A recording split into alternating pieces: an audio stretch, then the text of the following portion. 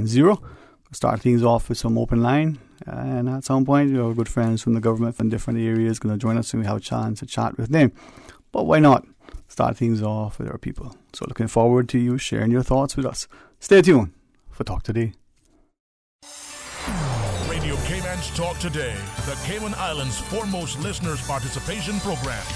We ask our listeners to avoid statements or comments which are abusive, derogatory, malicious, or defamatory. Do not use any indecent language or make any statement which is false or misleading. Email talktoday@candw.ky or call 1-800-534-8255. Courtesy of Flow. Cayman's #1 network that connects you to your world like never before. Let your voice be heard.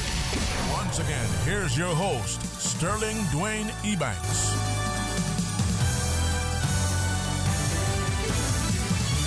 Hey, good afternoon. Welcome back. Share with us as we have some open line. 949-8037, 949-6990. Now, I know many of us are concerned about what it would be like, with our new roads, or will they be subject to flooding as the older roads? Will we have concerns not just in the parking lots as we're moving from our offices to our cars and back and forth, but in the neighborhoods, those areas that are lower lying that may have been in the past more subject to flooding? Are we able to address them and the concerns? We see the valiant efforts again yesterday at the Humane Society where many volunteers have come out and help. That is a continuing and ongoing effort. It bodes well that the community is able to come together. Certainly speaks to issues like that and the need to do more for our society, for all of us. Now, what is on your mind? Is it as you look at that? And I'm sure, if I saw it, everybody else must have seen it. The comments, the videos, the questions, not just the tens of millions that are being expended today and potentially going forward, but as the airport is under construction and nearing completion, with the indoor flooding, as someone said, we've now got a very expensive indoor swimming pool. And with a little bit of effort, we could have multiple Olympic-sized pools inside there. Is it the roof? Is it the water? We know the then leader of the opposition questioned, the positioning and the like, and wondered what would happen. Or I think, if you recall correctly, he said, this is a likely occurrence just because of the positioning. A good downpour might have been his words. We'll see water coming inside. Now, we need to get it right, and we need to get it right now. Well, what is your thought? 949-8037. Now, I've had an opportunity, maybe because it was really early, maybe because, as the fellow said, he just had enough. He's just fed up and frustrated, seemingly that he can't talk to any politician or any elected appointed person. Once they get to a position, they seem to forget where they were prior to that, how they got there and why they're there. And I said to him, you're still working, you're not at that age and stage where you're looking yet towards retirement, but could you not share some of your views, even anonymously? Could you not preferably share some of your views publicly? Maybe, he says, not with any intent of being elected, but just to be able to get the platform and the podium to maybe start speaking out. And as he was sharing, he said that unfortunately we seem to have adopted a view in our society that we sometimes don't seem to appreciate all these good things. Now, hopefully I can get a chance to share what he, sort of relayed to us. And as we look at it, we're going to get a chance to talk to Mr. Alfonso Wright and others in a bit about the upcoming or the continuing celebrations relative to Celebrate Cayman. We did a coat of arms. We embarked on, as was planned, the Celebrate Cayman in relation to the Constitution. This weekend is sort of the Constitutional weekend. That first Monday in July is always celebrated, even though I think the actual observation was on the 4th of July. But we celebrated the first Monday. Sometimes it's the first, sometimes it's the second, sometimes it's the third. Sometimes it goes all the way, into later days into the month as the calendar rolls around. Well, I want you to be a part of our discussion. 949-8037, 949-6990. Now, the fellow's views were that if you looked at yesterday again, not unlike other scenarios in the past when you have these scenarios of spells of rain, people coming or going from the airplanes, getting soaked. Now, could we do? Could we have done? Should we do? And if so, when and how much and how, so that we don't have that issue. If we're going to be a modern society, as we welcome people to our shores, either as return visitors or first time, as we ourselves are traveling back and forth, are we able to get to the planes not just safely, but securely, without having to worry about getting soaked, as it were? Now, does that have to cost tens of millions, or could it be done more efficiently and more effectively? And again, as the gentleman shared with me, I hope he doesn't mind me calling him a gentleman. I believe he is. He is certainly a bit younger than I am, but that does not mean that because he's more youthful, that he's not wise, that he's not knowledgeable, that he doesn't have an element of experience. And he said that's one of the reasons sometimes why we probably don't hear, because we're not willing to listen to some of the things that are being said, especially if they're from people who either A, are not yet reached the years of showing a little bit of grey in their hairs, or perhaps they don't work a certain place, they don't have a certain qualification, they're not from a certain part of the country or a certain family, or whatever their traditional reasons that we may still use as to why we should discredit and disparage others. But he shared the idea that we're probably going to need to build a new airport. Well, that was obvious and evident to his perspective. Why have we done what we're doing, and why do we continue to do things in the vein that seemingly position us to want to continue to spend money at times where we question whether we're truly getting any value? Now, many times these comments, he says, if we say it even with the greatest intent not to be offensive, doesn't mean that others aren't offended by it. Or we're not trying to be disparaging or disrespectful, doesn't mean that it isn't perceived as such. And he believes, and I think probably, as I said to him, and I'll try to relay what he was sharing, that even if I said it on his behalf, oh, you look at that boy, he's pontificating, he's this and that. But the truth is, if we ignore the truth, if we're not willing to face things and recognize reality, then are we going to ever get any better? Well, 949-837, 949-6990. I'll respectfully ask Miss Susan, even though it's not quite 12:30 yet, to quickly stop, take a break. We'll be able to welcome Mr. Alfonso. I'll say this to you, and maybe you'll say to me, well, that's not really appropriate, but you tell me. We hear about Cayman time, and many of us have taken it to believe, oh, well, that means you're going to be late. I say this to you, that is not the environment that I grew up in. That is not the example that I know, certainly not the one that I try, to portray. I can tell you with the greatest of respect, two things. We are on time here, and the guests that we get, even when it's raining, they come on time. I don't want to say the older people, because Mr. Alfonso is going to be one of my guests, and I wouldn't want anybody to say I call him old. He's just older than me. But I don't want to call. They have a healthy respect for time. If this is inappropriate, again, you tell me. I think there should be an 11th commandment: thou shalt not waste time. Because end of the day, I don't care how much money we have. I don't believe we can buy a nanosecond. Time is something that doesn't wait for anybody. You can use it effectively, but you can't seemingly get it to be any more than what it is. All right, going to pause and take a break. When we come back, let's get a chance to chat with Mr. Alfonso. I won't want to say his entourage, because then he'll say, no, look here, you really give me a hard time and I'm not even in the studio yet. All right, when we come back, Miss Susan going to train the cameras on Mr. Alfonso so you can see his handsomeness. And when you come back, you tell me what you think. Stay tuned for Talk Today.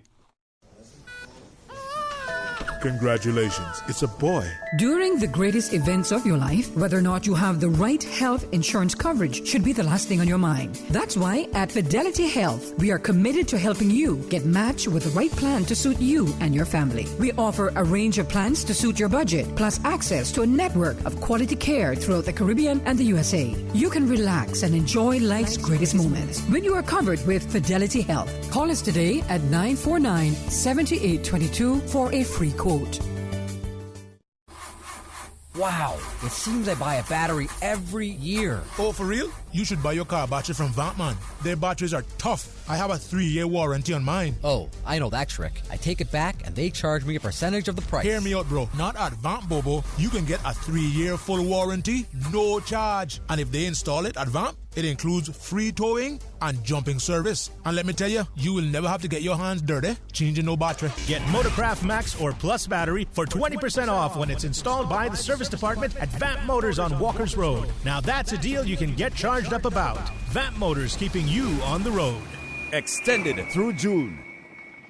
Did you know that once properly sanitized, some tinned food items may still be safe for consumption after coming in contact with floodwater? In order to properly sanitize these tins, always remove labels, and then wash tins in a strong detergent solution using a brush to get rid of excess impurities. Tins must then be immersed in a solution made of 2 tablespoons of chlorine bleach per gallon of water for 10 minutes. Ensure that containers are air-dried before opening. For more post-hurricane food safety tips, visit the DEH website at deh.gov.ky. King Sports Center Art of Fun Summer Camp is back from July 2nd to August 2nd. Now in its 15th year, the Art of Fun Camp is ideal for kids ages 5 through 10 with activities from football, basketball, dodgeball, squash, rock climbing, arts and craft, dance, singing, and more. Your child can practice physical and social skills while having fun in a safe and secure environment. For more info, call 946-KING. Like King's Sports Center on Facebook, and you can also find them on Instagram or call 946-5464. King Sports Center, providing you with all your fitness, recreation, and relaxation needs. Register before May 31st and save 10% on camp registration.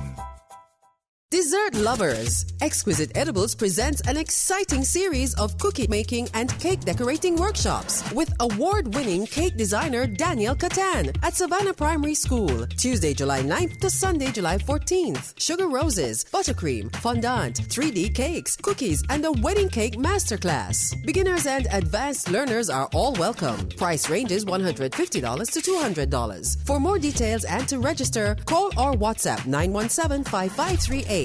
Or email exquisite.edibles@yahoo.com. Exquisite Edibles brings Daniel Catan to Cayman, July 9th to 14th. Hurry, space is limited. Tune in to Radio Cayman on Saturday, June 29th, starting at 7:30 a.m. as we bring you live coverage of a cultural breakfast hosted by the Honourable Premier. It's to celebrate our special relationship with both Jamaica and the United Kingdom. Guests include heads of governments from the British Overseas Territories, representatives from Jamaica and the Jamaican diaspora in the Cayman Islands, members of the clergy and the Constitutional Commission. The 1959 Legislative Assembly of Justices and Vestry, which enacted the first constitution, will be represented by family members. Tune in to Radio Cayman on Saturday, June 29th, starting at 7:30 a.m. as we bring you live coverage of a cultural breakfast. Support our port, support our tourism. I support building the piers because the cruise industry puts millions of dollars into our economy each year. Without that revenue, young people like me risk facing an uncertain future. Learn more and spread the word. Looking forward, looking bright. Support our port, support our tourism. Talk today. But I do have some questions. Talk today. Cayman Islands' foremost listeners' participation program. Talk today. Because there are more questions than answers. What the public is saying. Waiting to take your calls right now. Sterling Dwayne Ebanks.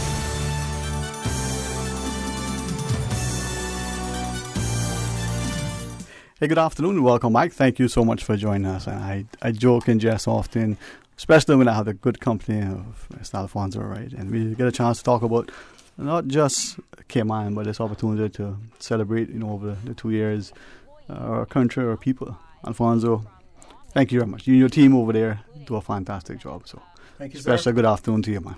Yeah, good afternoon. All right. And I appreciate, you bring along these fine gentlemen. I think, as I said to people, sports brings a world, a community together, brings families together. And the best sport, is really only one sport, but people say there are other sports. Football, right? The sport of choice. Alfonso? That's my sport of choice. Yeah? Yeah. You could play? Yeah, a bit. That should be.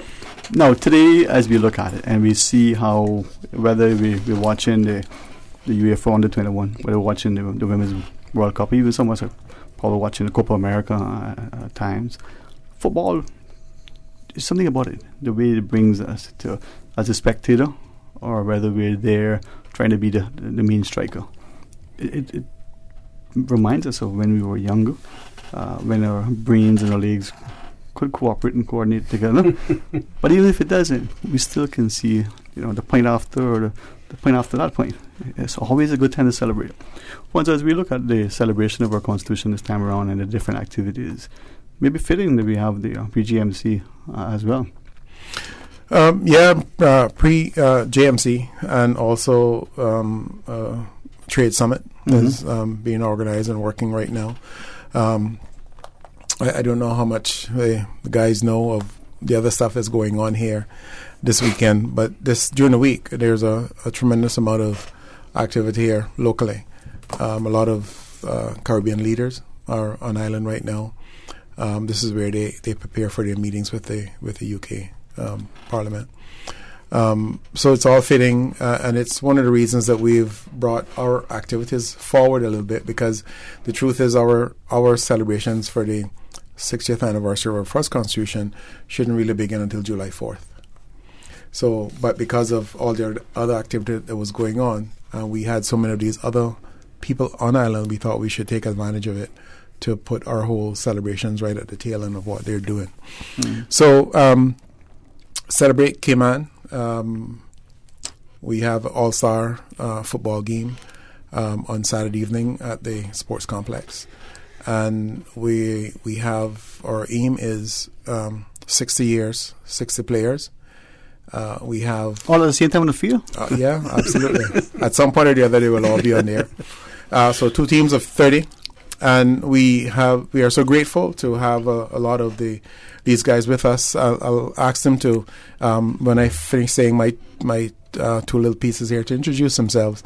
But they are part of the 60 that we're going to have out there on Saturday evening. They are also helping us with some clinics for youngsters. We have a session going on this afternoon at Academy Field with Academy Sports Club and a couple of other youngsters that they've invited in. So they're not just here to play football, but they also help to lift our standards of football here, and the youngsters are all excited about that, and we want to say thank you very much, guys, for helping us with that. So Saturday night, sports complex. It was almost at Lions Center. You wouldn't get the joke, but it's good. But it's free admission. We want to have as many people as the sports complex can hold.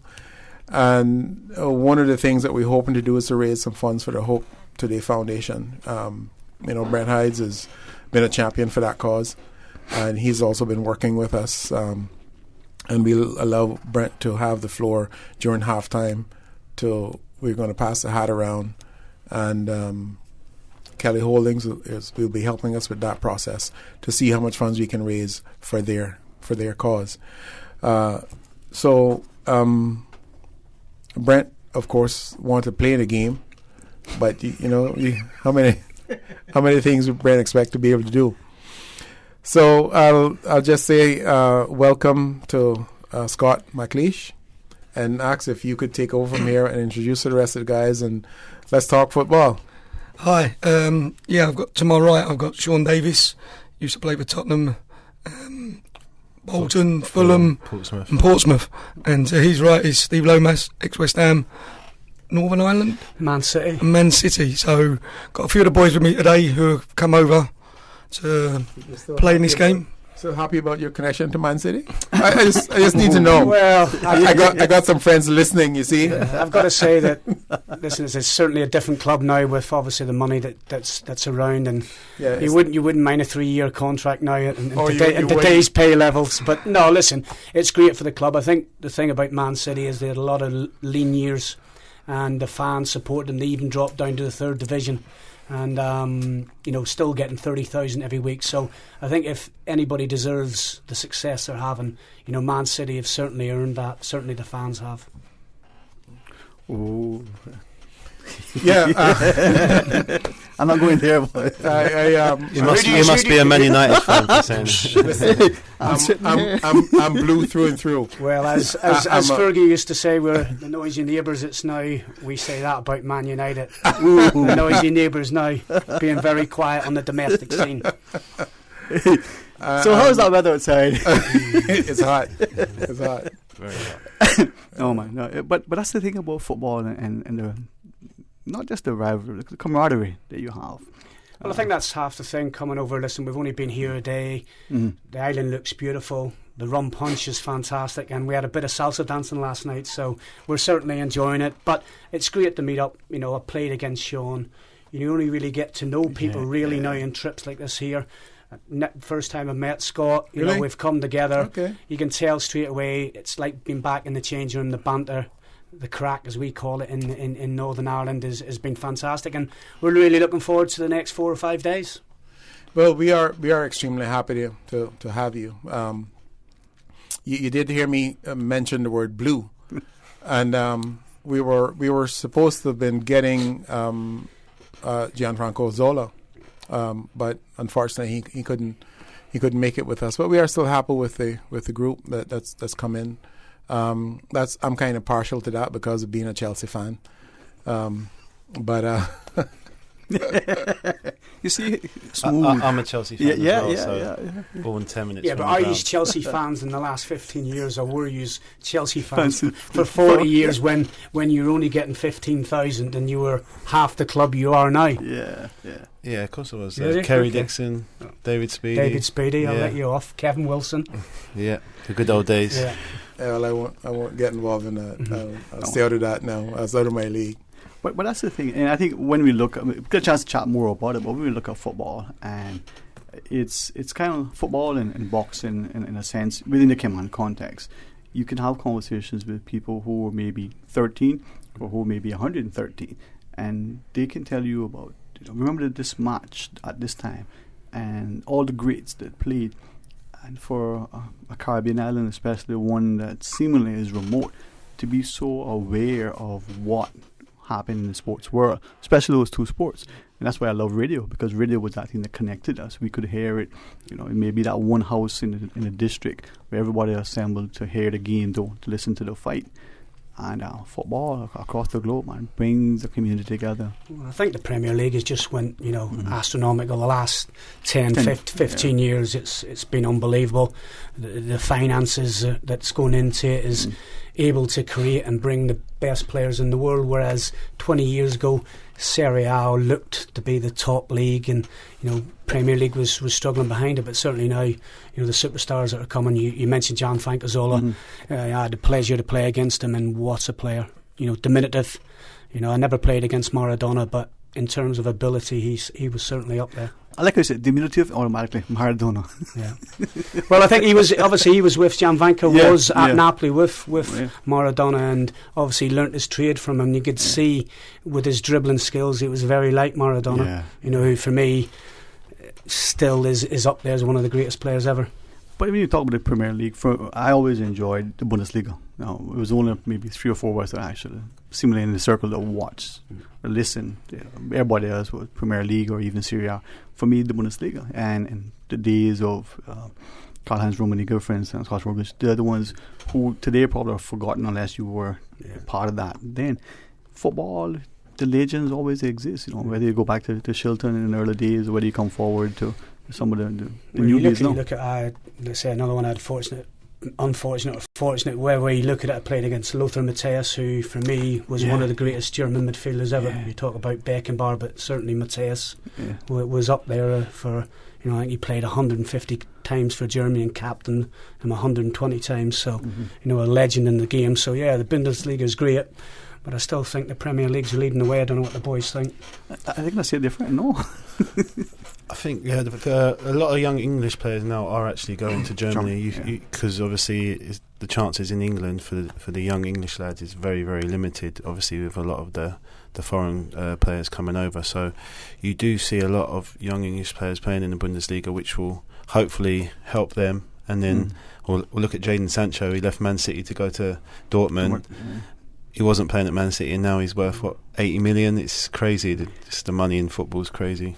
Well, the turnaround in such a quick... Yeah. He's had a great 6 months, but he's went from being, relatively nobody to being able to command that fee, and it just goes to show you, young players, if they get opportunities, there is talent out there. It's just been a bit, for me, that's one of the down points for the Premier League with the money, is a lot more top-end foreigners coming through, and the youngsters are finding it very hard to get a chance to actually play some league football, because basically once you get to 18 your learning's done.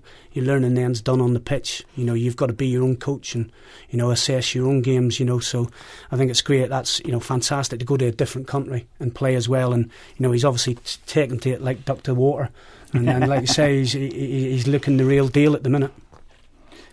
Especially from that perspective, then when we look at the influence of, we'll come to the whole idea of football and the celebration, but the influence of money, in particular in sport, and we look at, well, I'll come back to the US World Cup, Women's World Cup team in '94.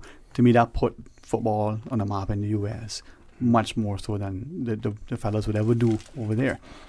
But that influence of money and the exposure and opportunity and the ways displays the younger players who are probably not given the opportunity because they don't draw the fans, they don't make the money, they don't have that. Well, the difficulty in America is you're competing against so many other sports. It's been there, basketball, baseball. So the women's game is, like you said, and Mia Hamm was the big face of that American team, and I think it's great. Now, you're looking at the World Cup now with the women.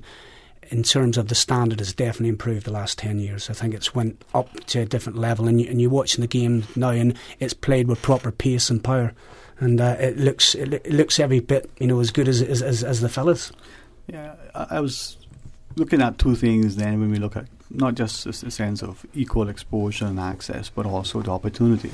When the men's World Cup, when the World Cup, you qualify by saying the men's World Cup, when the World Cup is played, the world stops. The Women's World Cup is on now, and it's been, if you get 25,000 people in the stands, you're lucky. You got all these other things happening. It's not just the money; it's the exposure, it's the opportunity. Yeah, access. The women's game doesn't get enough exposure. Yeah. To be fair, it's on a lot in England. It's on. You can just turn on the TV and it's on. You don't have to pay for it, or it's on Sky or any other TV network. But yeah, I think the women's game doesn't reach out to everyone with the exposure and posters and adverts. Like the Premier League, every time you watch the TV, an advert comes on about what game's on this week or what game's on that week. I think the good thing is about the women's game is it's now gone professional. They're now West Ham's gone professional, Chelsea, Man City, Arsenal. So I think it is building, but obviously it is so many years behind the men's game in terms of exposure. So it is going to take time, but I think it's going in the right direction. You referenced the pace and the power earlier, and I was thinking, was it Canada the other day? Canada and who was it playing? Watching the game and the skill, the passing, the limited dribbling, the shots. Then I compared the professional leagues, the fouling, the dramatics, all the other things, and 90 minutes of play and you may get 5 minutes of ball work. The rest of it is you think you're watching a theatrical production. Yeah, I would say that the Premier League, there's a lot of I would say the word cheating. Actually, I think who'd want to be a referee? Yeah.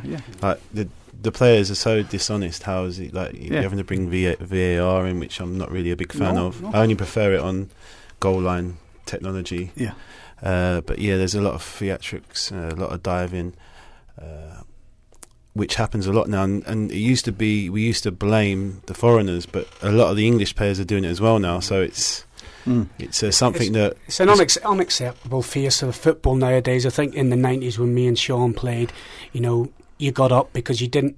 The thing was you were taught don't show your opposition you're hurt. Yeah. So unless you really were, so boys would get up and get on with it to say to your opposition, listen, I'm ready for a bit more, but it's just crept in, and it's easy to put, like Sean said, it's easy to blame the foreign lads, but it's happening time and time again, and to me it's still cheating, and like you said, who would want to be a referee, because it's such a difficult job anyway when the players are so dishonest in terms of every touch, to try and make a decision when them players are going at that pace, in terms of penalties. And I think it is one of the reasons why they've had to bring in VAR. The players have got to accept responsibility that they've been probably the catalyst of why it's been brought in. Mm-hmm. Right, okay. What are your thoughts? I mean, I'm just a spectator. I've been watching a lot of the Women's World Cup, I've got to be honest. I watch a lot of it. And like you say, there's none of that in the women's game. Yeah. Doesn't seem to be any of it rolling around, throwing yourself to the floor in the women's game. Now, again, it may creep in as more exposure and things like that. But it goes par for the course then. I mean, you look at, it was Canada-Australia, and compared it to France and Brazil the other day.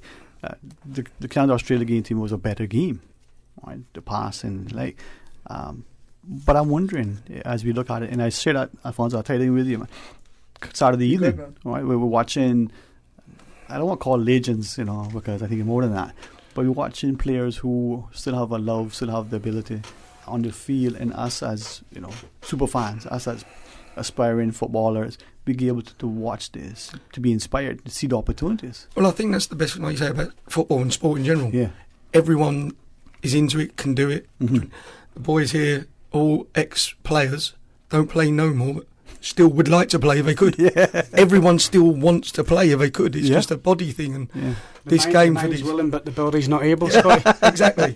There's so much things. No, I think obviously it's always a pleasure to play in these sort of stuff, but I think you have to actually think, what are we actually here? Why are we doing this? And it's to raise the awareness for the so-called stuff that you're doing over here for the charity, and that's what we want. We want people to come. We don't want you to just listen to this and not bother coming. We want you to turn out and your fortunes and put your hand in your pocket and try and raise as much money as possible. And that will be the main benefit of coming. And obviously the island's great and the drink and the food's great, but the main thing is to get as many people to come to the game on Saturday.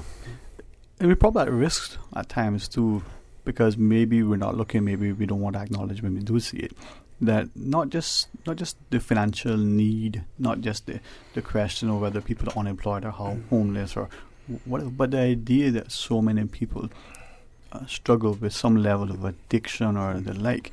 And I think back to our player, our friend, who there was this thing that the coach used to rub on his dick. Now, to the best of our knowledge, it wasn't a narcotic, it wasn't just some little concoction that he had, but it would help. And this fellow found this to be therapeutic. The coach rubbed you down, oh, you're good for the game. And it was a mixture of aloe, eucalyptus, and something else.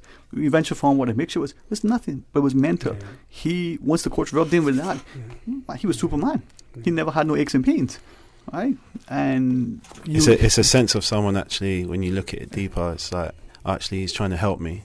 And a lot of people find that there's no help. They don't talk, especially men. They don't talk. Mm-hmm. And a lot in England at the moment, so there's a lot of awareness about mental health. And there's a lot, like you literally social media, Instagram and stuff like that, Facebook, it's a lot out there now. So here to come and do this and obviously raise awareness for homeless, drug addicts as well. It is an addiction, so if we can support them and have places where they can go, and talk to people and get some food and get a good night's sleep, it's a good cause. Acknowledge.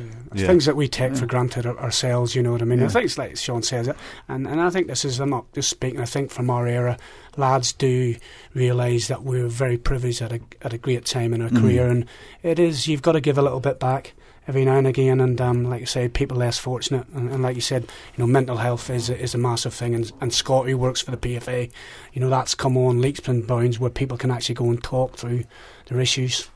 Yeah, and that's one of our biggest sort of things at the moment. Ex-players struggling with being an ex-player. Their mind is just not there, and they want to talk to someone now, and previously no one did want to talk. And it's now getting where people do want to talk. So we're just trying to be there so they've got someone to talk to. And like Sean said, that's what this is about for us. We're coming out here, first Constitution, 60 years, the hope for today. these are what we're here for, is to raise that awareness for all these different things that the island have got on at the moment. Well, Sean, that idea Scottish mentioned, especially an athlete and a football player in particular, I think back to a couple of the guys. Thankfully, they're still mentally and physically healthy. They could probably play a couple of minutes, but physically, you're not going to run 90 and then expect to do another 30. No. You just can't. But to convince yourself to accept that you can, sometimes it's daunting. We were speaking about it around the pool today, saying that the biggest thing is when you finish is the routine and missing the changing room banter. Mm-hmm. It's great when you retire. It's great you have a bit of freedom. 6 months, but then it's like, well, what's next? You know what I mean? And nowadays, the money they get, if they don't have a gambling addiction, that they should be safe and they don't have to work if they choose not to. But a lot of boys in the 70s, 80s.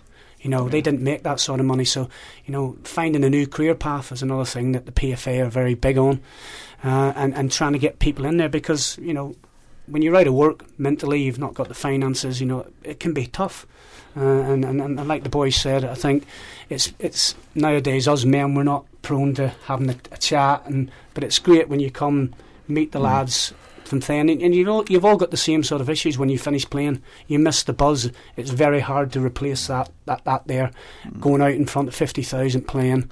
There's nothing in life that's ever going to be able to reproduce that. No, not at all.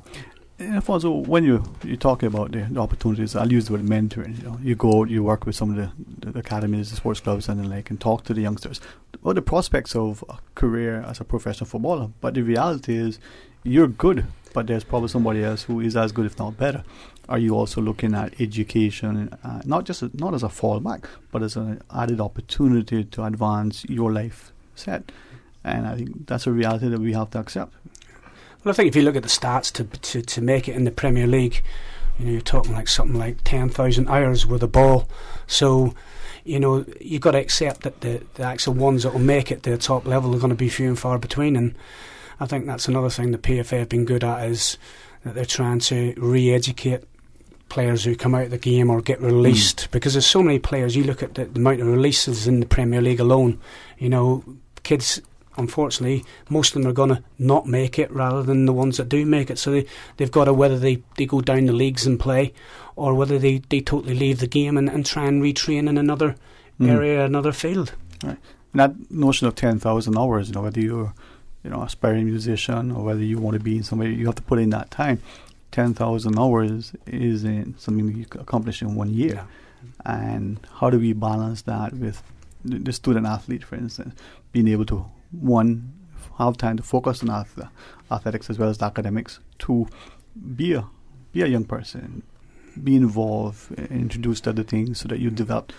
What do you say? I think it's all about sacrifices. As a footballer, I think there's always going to be someone younger that's going to come and try and take your spot. So something that does frustrate me, because I do work with a lot of kids, young footballers back in England. They don't realise how hard you have to work to achieve your goal. They just see the final outcome. They don't see the process. And the process should be, you want to work harder than anyone, you want to get up before anyone, you want to leave the gym before anyone, and that then builds self-discipline. You have to make the sacrifices. If you're a footballer and your mates are going out and partying, you have to say, no, I'm not going to do that. And these are the lines where, if you are going to make it, you have to make those sacrifices. And the players that don't make it, it's normally because they don't put the work in and they're not willing to make those sacrifices. And plus, there always is a famous saying, talent gets you to the door.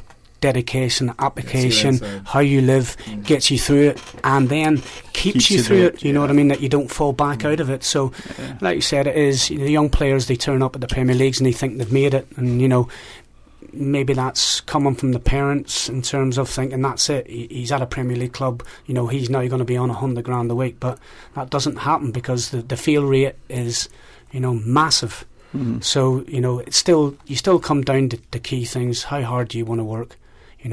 Like you say, you're not only competing against your players that are in your youth team, but you're also competing against every youth team in England and in Europe. So, it's getting harder. I do feel like back whenever I was apprentice in 1989, I think it was, it was basically Scotland, England, Ireland, Northern Ireland, and maybe the occasional Scandinavian would come across. But nowadays the academies, they're global. They're bringing players from everywhere. And you look at Chelsea being one of the prime candidates. I think they had 45 players out on loan last year. So it goes to show you, it's getting harder for British players to get even in the academy levels now. So I wonder though, how important are the academies? I mean, is that where it all begins and ends? Is that what we have to do in order for us to improve as a It's difficult because listen, you've got to have the academies, because where I grew up, you basically lived on the estate, so you had basically 30, 40 people of the same thing out playing football every day after school, whereas nowadays, I can go and have a walk around a park and there's football pitches there's never any kids there. Like, we were out every minute of the day, so we were getting that natural interaction with the ball. So I do think the academies have needed to do that, to get organisation where kids are actually getting interaction with the ball. I think society as well, there's a lot more things to keep them indoors in terms of Facebook, Nintendos, a lot more on TV. So I think the football is now competing against a lot of other sports, a lot of other social issues. So, but I do think the way we used to do it, in terms of you would be your youth team and then you would go into the reserves and you would play against first team players. So you were getting that interaction, playing against better players earlier in your career, whereas nowadays it's almost like they go in at 16, they have a 4-year academy period, and at the end of that they've not played one league game. And that's wrong, because you've got to go out and stand on your own feet. When I was 20, I'd played 100 games by then. That was my learning curve, playing against better players. Nowadays the academy guys, they finish, they be at Man United. You look at if you're a league manager down the first division, you look at it and he's not played a league game. And it's wrong. I just think that's one thing I would like to change, but it's difficult because the first team players, the manager doesn't want to let them go and play in the reserves. The reserve system has been almost scrapped. Yeah, I know. I mean, I see it. I watch Premier League as often as I can, and I think the desire to win, to have trophies, to get trophies and that sort of stuff, you want to have the players in your system, the younger players coming up, but when it comes to game time, you tend to want to always play the experienced players and not give the youngsters a chance. Instant How success. Are they supposed to develop? Clubs want instant success. Exactly. That's what I would. If the manager loses 3 games in a row, he's got the sack. All right. And that's you're right. What you need to. That's what needs to change. I think. Yeah, something's wrong there. Yeah, it's definitely. I think they tried a restriction, didn't they, in terms of British players having to be in the thing. And I do think, and like Sean says, if you're a manager and you're basically 10 games from being sacked, you're not going to be able to risk. You know what I mean? These kids. It used to be at the tail end of the league. If you were sort of mid-table, you might throw 4 or 5 in now. But the money's so high for the positions that managers, if they can go up last day of the season and maybe jump 3 or 4 positions, it could be like 20 million, 4 positions. So they're not going to give, and that's wrong. So I think that's the poor side of the Premier League. Whereas certainly the younger players are getting stifled. It's strange as well, because the academies now, they take him at like 8 years old. So you bring a kid from 8 all the way up to like 18. You've invested so much time in him, and then when it comes to playing in the first team, see you later. So it doesn't that doesn't make sense. For you guys, I think if you set up academies here, I think it's you get them in at a young age, and it's important to have good coaches at a young age. Help with the running style, the movement. I did a little bit of coaching when I was at Fulham under 8s, and I loved it because the kids would just, have fun and enjoy it. It wasn't so serious, but at the same time they were still learning. They didn't think they was learning, but they was. So it does baffle me that how they put in so much effort for these academies and so much time, so much money, but as soon as it gets to the point where they need to either sink or swim, they don't get the chance, and then they either move down the league. So it's a difficult. How do you fix it? I don't know. I haven't got a magic wand. So let's solve the world's problems, starting with football. When we come back from our news break, let's have a chance to chat and remind you about the free invitation to come to the game on Saturday evening and why we're going to be there. Stay tuned for Talk Today. Radio K-Man. Headline. Radio K-Man's newsroom. Headline. These are the biggest stories right now. Now in its 14th year, the National Gallery is once again gearing up to showcase the latest student artwork created during Walker's Art Club program. From now until July 6th, you can view over 150 artworks being featured in a variety of media. Admission to the exhibition is free of charge. If you're interested in being a part of the 2019-2020 class in September, nationalgallery.org.ky. Good afternoon, I'm Dion Anglin with your headlines and news elsewhere. Democrats in the United States House of Representatives have approved $4.5 billion in humanitarian aid for the southern border. Several migrant deaths, coupled with reports of severely neglected children at a Texan Border Patrol station, have helped shape the debate. But the bill faces a tough path through the Republican-controlled Senate. El Salvador's government has warned people against risking their lives to reach the U.S. after a man and his baby daughter drowned in the Rio Grande. Photos of their bodies, found face down in shallow water with the 23-month-old girl's arm around her father's neck, have sparked condemnation. At least 6 have died in recent days. And Prince William has said he would fully support his children if they were gay, but admitted he would worry about the added pressures they would face. It was something he had thought about since becoming a parent, he said. The Duke was speaking to young people at a LGBT youth charity in London. That's a wrap of your headlines. I'm Dion Anglin. Radio Cayman, the voice of the Cayman Islands. What's happening in your community? News and information, music and more. You can find us. www.radiocayman.gov.ky. Like us on Facebook and follow us on Twitter. Radio Cayman is your choice, your voice for today's biggest news. Radio Cayman.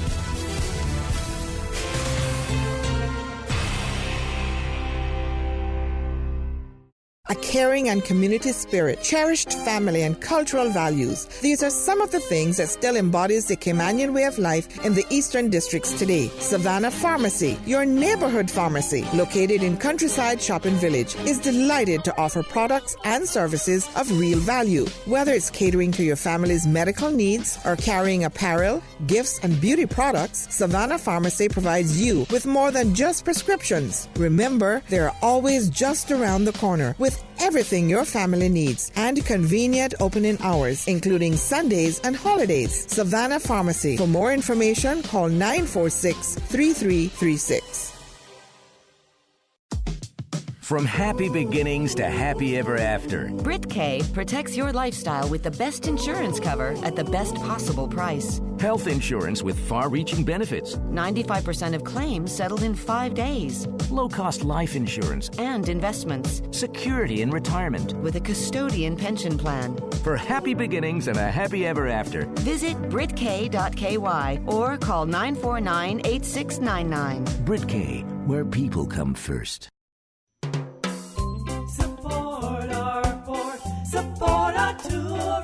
You know government's responsibility is to create an economic environment where Caymanian businesses can thrive. The cruise industry brings $200 million worth of revenue each year. The cruise berthing facility will protect and grow the cruise industry, providing entrepreneurial opportunities for Caymanians. Looking forward, looking bright. Learn more and spread the word. Support our port, support our tourism. Talk today. But I do have some questions. Talk today. Cayman Islands' foremost listeners participation program. Talk today. Because there are more questions than answers. What the public is saying. Waiting to take your calls right now. Sterling Dwayne Ebanks.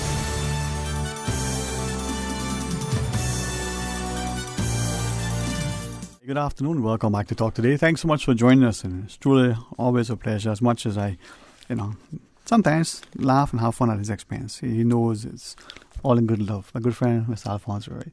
Once, end of the day, you gotta love him, man. Come on. I try.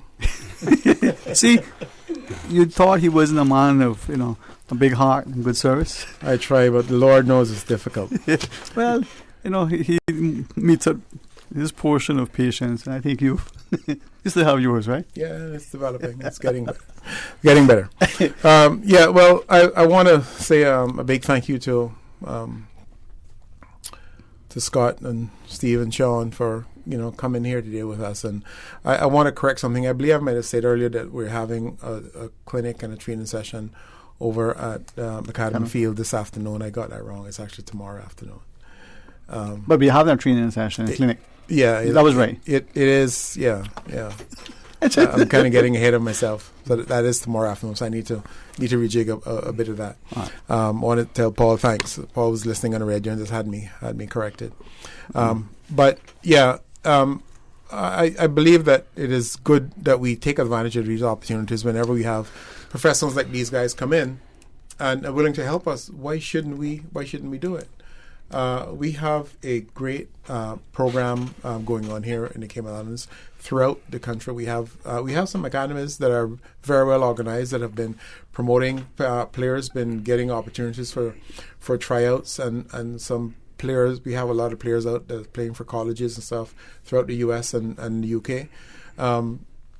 But it is always that question as to whether or not the opportunity will come for a professional career. And so we keep trying, we keep working on it, and I'm sure that our breakthroughs will come. But we need to just be able to take advantage, to listen to guys like you who've been through it, and understand what it takes. That talent alone doesn't do it. It's determination. It's the discipline that you must develop. That you kind of go to sleep with the ball. You wake up, you pick your ball up. You train as hard as you can. You listen to your coaches, and you have to understand where you want to go. In order for you to make a life from football. Many of you guys, your professional career may be over, but you're still involved in football, and you're now dedicating your time to helping others. And all of that, I think, encompasses, the whole person as to who you are, what you want to do with your life. I made a good living from this, but do I want to turn my back on it now and let somebody else worry about it? I think that's commendable when you decide that you want to give something back to kind of pay it forward. We've been talking about the PFA on and off, but we haven't explained what the PFA is. Scott, can I ask you to talk a little bit about the PFA for us? Yeah, the PFA is the Professional Footballers Association, so it's basically a union. So we look after the players during and after their careers. So a lot of the players will get benefits from us. So like any union, they pay subscriptions, but they'll get benefits from us. So they'll get a pension from us while they're playing. So they get some money put into a pension. We try and encourage the players to also do a course, like you said, not trying to take their mind off of football, but thinking something that after football, I call it a plan B. A lot of the young kids in academies don't like calling it. They just like football. But why can't you be a footballer and be a businessman at the same time? As well, so we try and get them to do a course. It could be anything. I done a electrical course and a testing course on the railway, so I can actually go and test railway points and that, or work for a company that does that. I done that through the PFA. We have people become lorry drivers, taxi drivers, accountants. There's anything they want to do, we try and encourage them. We can put the course on for them. So we're there from during football, but as Steve said, after football as well.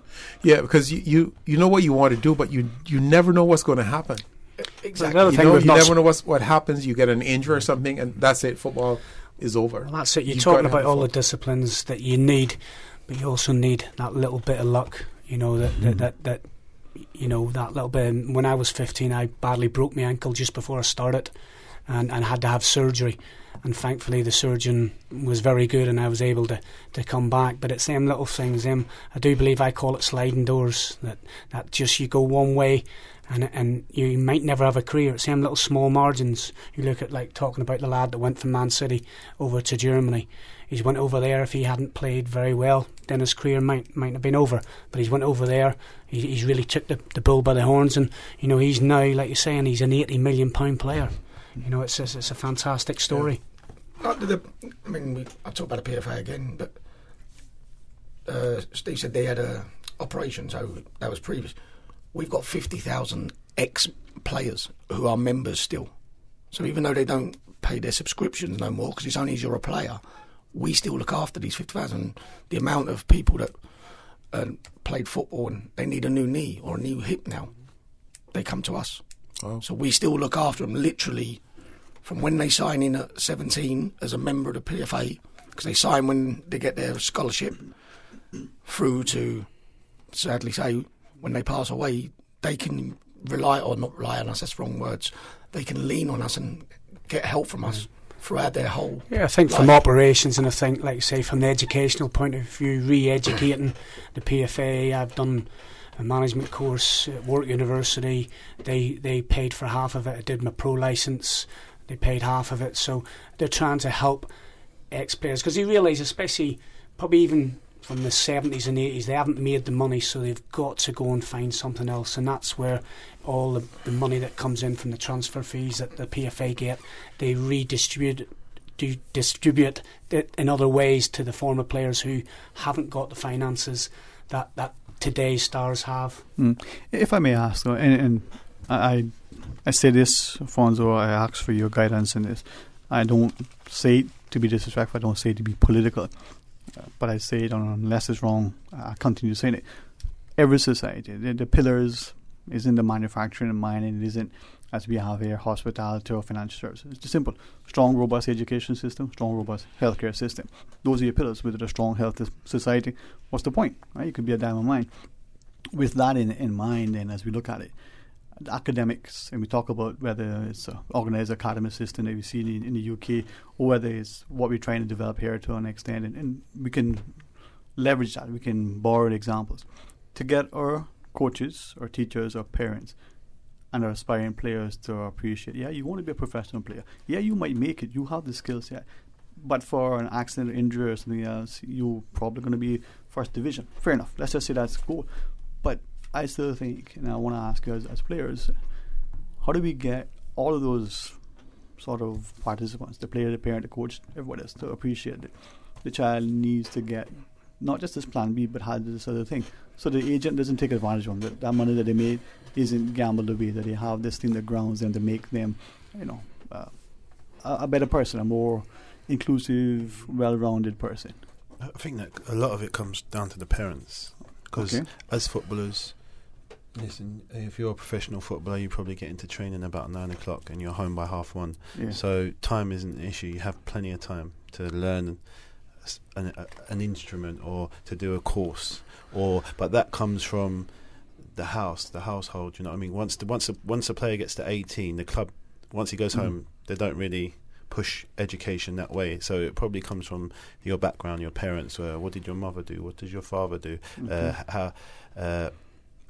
What do you do with your spare time? And to be fair, in the UK, there's a lot of programs for the kids to do. There's so much out there, especially with social media now.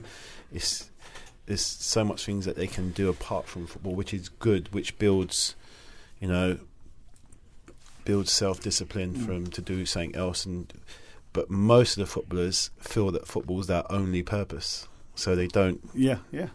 But you only find out when you stop playing football that, hold on a minute, what am I going to do now? Right. But now there's so much programs out there that it shouldn't get to that. They should be thinking of what they're going to do, whether they're going to be a coach or whether they're going to leave football and go into business or.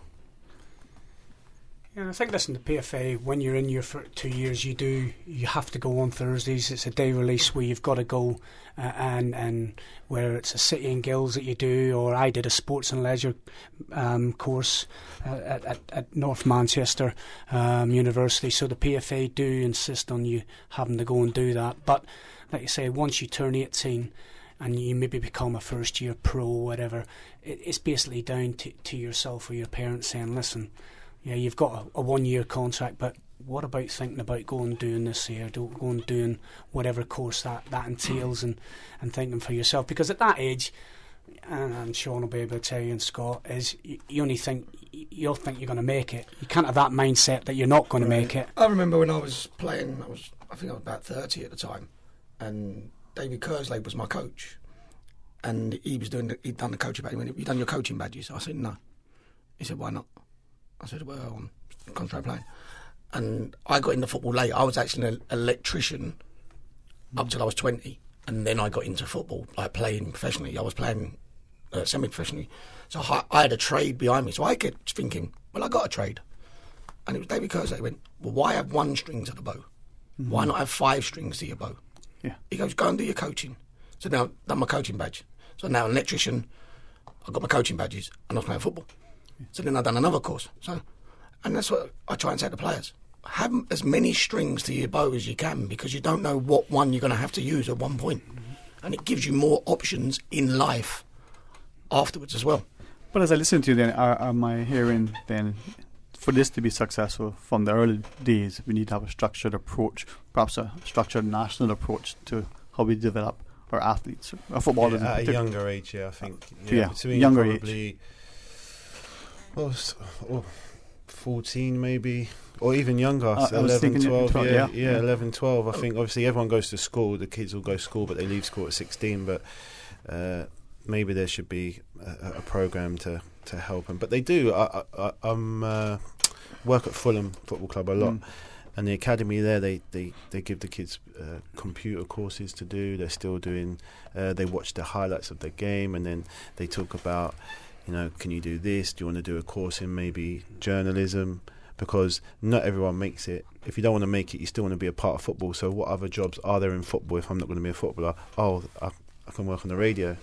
Or is that easy, huh? Yeah, or no, I mean, but I can be a journalist, or I can be a pundit, or I can be someone who a lot of the players who don't make it go into like looking at the data of the analysts and stuff like that. So it's not. There's so much opportunities out there and so many jobs out there, because obviously how big the Premier League is, that you can still be in football. Obviously it's not the same as playing, but you can still have a job and earn some money and pay your bills. Just going on from what Steve was saying earlier, I mean, you just said there about doing something here. Where do we start? What age? Right. I think 12 would probably be the right age for it. And I believe this in the academy system. No, our academy system starts technically at under 9. Yeah. That's them in an academy from under 9. Now, they do the pre-academy under 8s as well. And some clubs are taking them at 7s and looking them at 6s. The problem is, as like Steve said earlier, they are in that structure from 8. They're not allowed to go play. I mean, I know kids have had to ask to play for their school football team because they're in the academy. They are now a commodity for that club. Yeah. What is the child got to do? He wants to learn. He wants to have fun. And like Steve said, we all used to go out and play football in the streets. This kid can't do that because he's in the academy. So I think if we let them grow as a child up to 12, let them go and develop their own social skills and not be on a computer. Hopefully they're out in the street. Then take them into their academies, and like you say, start your academies at 12 over here, or let them grow up as children first, because that's what they are. The schooling plays a big part. One of the big inspirations in my career, and he sadly passed away, was my PE teacher, Mr. Harper, and he was massive on sports and education. But and I think a lot of kids don't multi-sport anymore. They don't, and I believe I swum for Northern Ireland under 14s, did cross country, played rugby, played cricket, not stuck indoors all the time. I do think that they are playing multi-sports certainly will help you in terms of where you're footballing, and I do think you make a valid point. I think that's really unfair. You want to go and play for your school and your mates, don't you? And then stopping the kids doing that, I think it's wrong. But with that though, and I think back, and again, it's only because, as Fonzo shared, when we have opportunity to engage professionals like you, to get a perspective through your experience and exposure, we may be able to, without having to expend any great deal amount of money on reports and consultants, benefit from that counsel. And I'm wondering to what extent collectively or schools or education system is saying to the teacher, to the parent, to the student, okay, you've got the coursework to do, you have to do these things, school days from start to this time. Now, for that child who is probably aspiring football player, going to go to training at 3-4 o'clock in the afternoon, in the absence of the academy, till 6 or 7 in the evening, homework to be done, all these other things. How do we make sure that we're balancing that so that the school appreciates the academics, but also the opportunity for the athletics, for the sport? So when you come to school the next morning, you don't slide just because you're a football player, but then you're not penalized because you were playing football that evening, even for the school team, as happens in both instances, perhaps more often than it should. I think it's a difficult one, isn't it? It is a difficult. It is a difficult one, in terms of. But I do think striking that right balance between education And I think one of the things I was very privileged speaking about that PE teacher, he'd give up a lot of his free time. Yeah. I don't know, listen, I don't know what about the education, but I pass a lot of schools. There's very few after club programmes. I don't know whether teachers now are given the same level of time afterwards, unpaid. And I suppose the question is, why should they? But I think, the PE teacher was something that I had in my mind if I didn't make it, that, I wanted to go and do. And, but, I do think I think you're blessed if you've got a good teacher. And I think I look back, I took him for granted at the time, but you realise what he did for you during your formative years, introducing you to sports, but still pushing you in the academic side. Yeah, unfortunately, I think that is the story for all of us when it comes to teachers. We want to realise their importance after we no longer have access to them. That we sit back and we think, oh my goodness. This is what that meant. I think with parents as well, I see it a lot, that the parents are living the career through their child. Vicariously through the child, huh? And that's not how it should be. Yeah. It happens, of course it does, but let the child have the career. So you're there to balance, you're there as a parent to balance them off. If I know we're getting close in time, and unless you're going to give me some more time, I need to say a little bit more about the game on Saturday. I was actually tied into that, and I was going to just try to double check, because with you can have anything and as much as you want. You know that. You just got to say the word. You're the man. When I get out the door, there's somebody out there waiting to knock me over.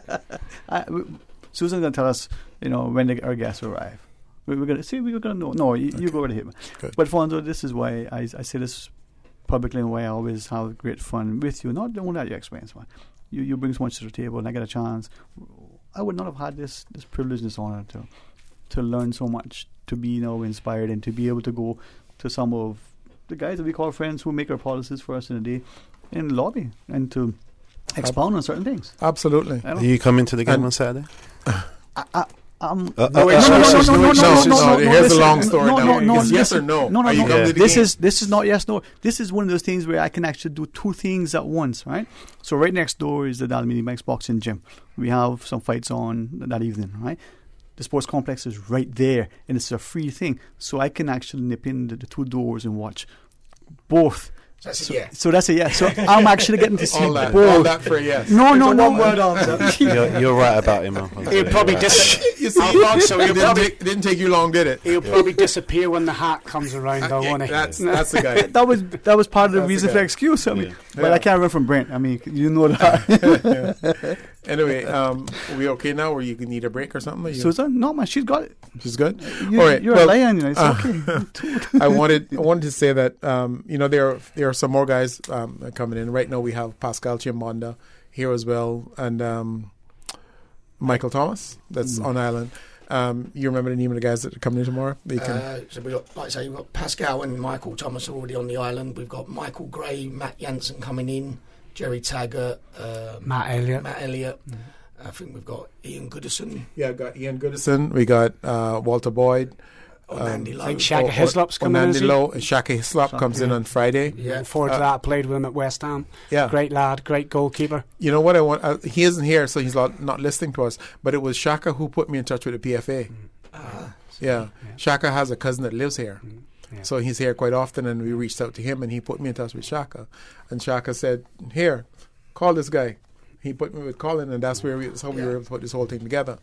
Shaka's coming in on Friday, as well as the guys from Jamaica, Walter Boyd, Ronaldo Lowe, Ian Goodison, Ricardo Fuller is coming out of the UK tomorrow. Yeah. And there were some more guys that we were working on that it just couldn't work out for them. Theodore Whitmore is still with the Jamaica team in Gold Cup. So it depends on how well they do in the Gold Cup. Yeah, and we want to wish him well. We kind of want him to go well in the Gold Cup, but we'd also like him here. But we'll wait and see. But and then I want to, this is about our legends, the guys that have played for us. You probably do realize that we don't actually have a professional league here. They know. So opportunities for our players are something that we place a lot of importance on, but it has to be outside of the country, for us to do that. But we've had some excellent players here. over the years, and a lot of them are still involved with football. Lee Ramon is one of our players who actually tried out overseas, but is still very fit and still playing football. We have Alfredo Whitaker, guys who we hope will be playing on Saturday. Most of these have confirmed. Anthony Ramon, of course, Antonio Smith. By the way, Lee Ramon and Antonio Smith are going to be the two team captains on the field for us. Arden Rivers, Arnold Berry, Barra Martinez, Brian Hides, Charles Parchment. Charles is actually working and living in the UK, but is also here for the summit and some of the other stuff that's going on. But Charles is also going to be playing. I don't know if maybe some of you guys will meet Charles. That's somebody that you can connect with while you're over in the UK. Clay Coleman, Chris Brown, Colin Rowe, Dale Ramon, Dennis Ebanks, Easton Russell, Ernie Gilly Seymour. We can never do it without Coach Gilly. Garth Anderson, Gary Whitaker, George Barry, Graham Rankin, Greg Ebanks, Hartwell Menzet, Henry Ebanks, Hoyt Ramon, Ivan Kelly, Joel McRae, Junior Fisher, Kim Samuels, Lord Ramon, Loxley Haylock, Michael Belfour. Neil Murray, unfortunately, is traveling. But we're in contact. He's on the chat that we have, and he communicates with us on a regular basis. Nigel Parchment, Noel Williams, Olson Bush, Paul, Capitan Ramon, Pepe Peralto, Peter Kinberry, Philip Barrett, Philip Hides, Richard Hugh, Ricky Seymour. We want to say pass on condolences to Ricky. Ricky just recently lost his mom, and their funeral service for her is on Sunday. So we want to send our best to Ricky and his family. Rohan Clark, Ronson Haylock, Sylvester Coleman, Fabian Smith, Tom Elliott, Tommy Wood, Virgil Seymour, Winston Holston are some of the names. They don't mean anything to you, but they're household names here. Alfonso, I didn't hear your name on that list of players. Thankfully. You wouldn't want to. You wouldn't want to. Chief cook and bottle washer, we call it. I'll be fighting the ball boys for a spot in the field. So I think it's going to be a great evening over at the sports complex. We're praying and hoping that the weather is good for us, that we can get the game through. But we're hoping to do a couple of clinics so that you guys can get involved. And the kind of stories you talked about here today is the kind of things I'd like for you to be able to impart to some of our youngsters. Give them some idea about how it works, what you have to do if you want to make this, is all important. But you will find that a lot of our coaches, we have some excellent coaches on island that have been with this for a long time. I mentioned Gilly Seymour. Virgil Seymour is another one. Roy Hooter Ramon is one of our longtime awesome coaches. Albert McLean, to name a few. And I can bet you that whenever the opportunities come, these guys are going to want to hang on to you and talk to you, because while they're mature men, they're still learning, and they want to know how they can help their own academies better. So when you meet them, be prepared that they're going to want to talk to you. No problem. Our pleasure. Jens, thanks very much. I really, not only for your time here this afternoon, but for the love of the sport and the example you're setting, that for those of us who played, to whatever extent, that we still see the need to continue to be of a service, to contribute, to coach, to be the ball boys, to be the chauffeurs, to bring the boys and the young girls to the games, to the practice sessions, and to instill in them this love for the sport. But it's more than just on the field. It really was an honor, man. I appreciate it very, very much. Our pleasure. Fonzo, thanks very much. Thank you. Always a pleasure. All right. This Saturday evening, up the Truma Borden Sports Complex, Fonzo has picked up the tab, so you don't have to pay to get in. He's got that covered for us. All right. When we come back, more talk today. If your business is over here, but your customers are over here, adding more yellow to your business will bring you both right here. With everyone searching yellows, print, online, and mobile app, getting your business noticed is easier than ever. Book your consultation today at findyellow.com.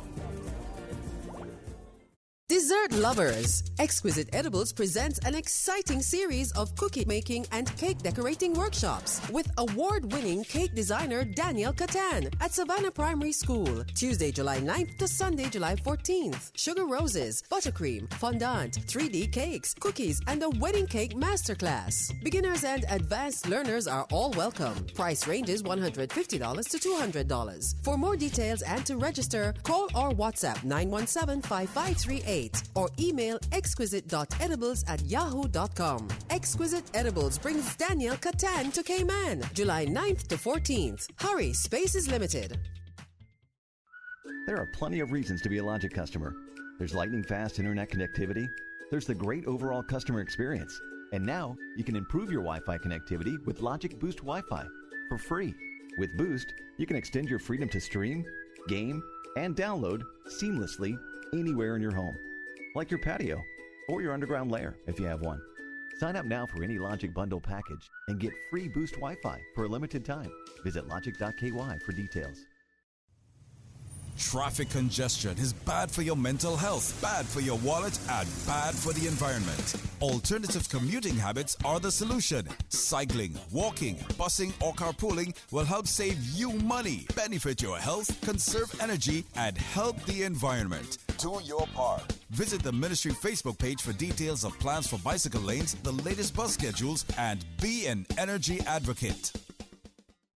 Kick off Constitution Weekend with an exciting international all-star football match that you won't want to miss. Saturday, June 29th at Truman Bodden Sports Complex. Football legends Gianfranco Zola of Italy, Shaka Hislop of Trinidad and Tobago, Ricardo Gardner and Darren Moore of Jamaica, Sean Davis of England, and Pascal Chimbanda of France will join with Jamaica Reggae Boys legends Walter Boyd, Onandi Lowe, and Cayman Islands national team greats Lee Ramone, Gilly Seymour, Antonio Smith, Richard Hugh, and many more. Gates open at 3 p.m. with free admission to the public, and all patrons must be seated no later than 5:30 p.m. when the gates will close. Large bags and glass bottles will not be permitted. This all-star charity football match will feature entertainment at halftime and a donation collection in support of the Hope for Today Foundation. Saturday, June 29th at Truman Bodden Sports Complex. Don't miss as football legends from the UK, the Caribbean, and the Cayman Islands come together to play in this historic match as we celebrate the 60th anniversary of the Cayman Islands Constitution. Admission is free. For more information, visit celebratecayman.ky. Talk today. But I do have some questions. Talk today. Cayman Islands' foremost listeners' participation program. Talk today. Because there are more questions than answers. What the public is saying. Waiting to take your calls right now. Sterling Dwayne Ebanks.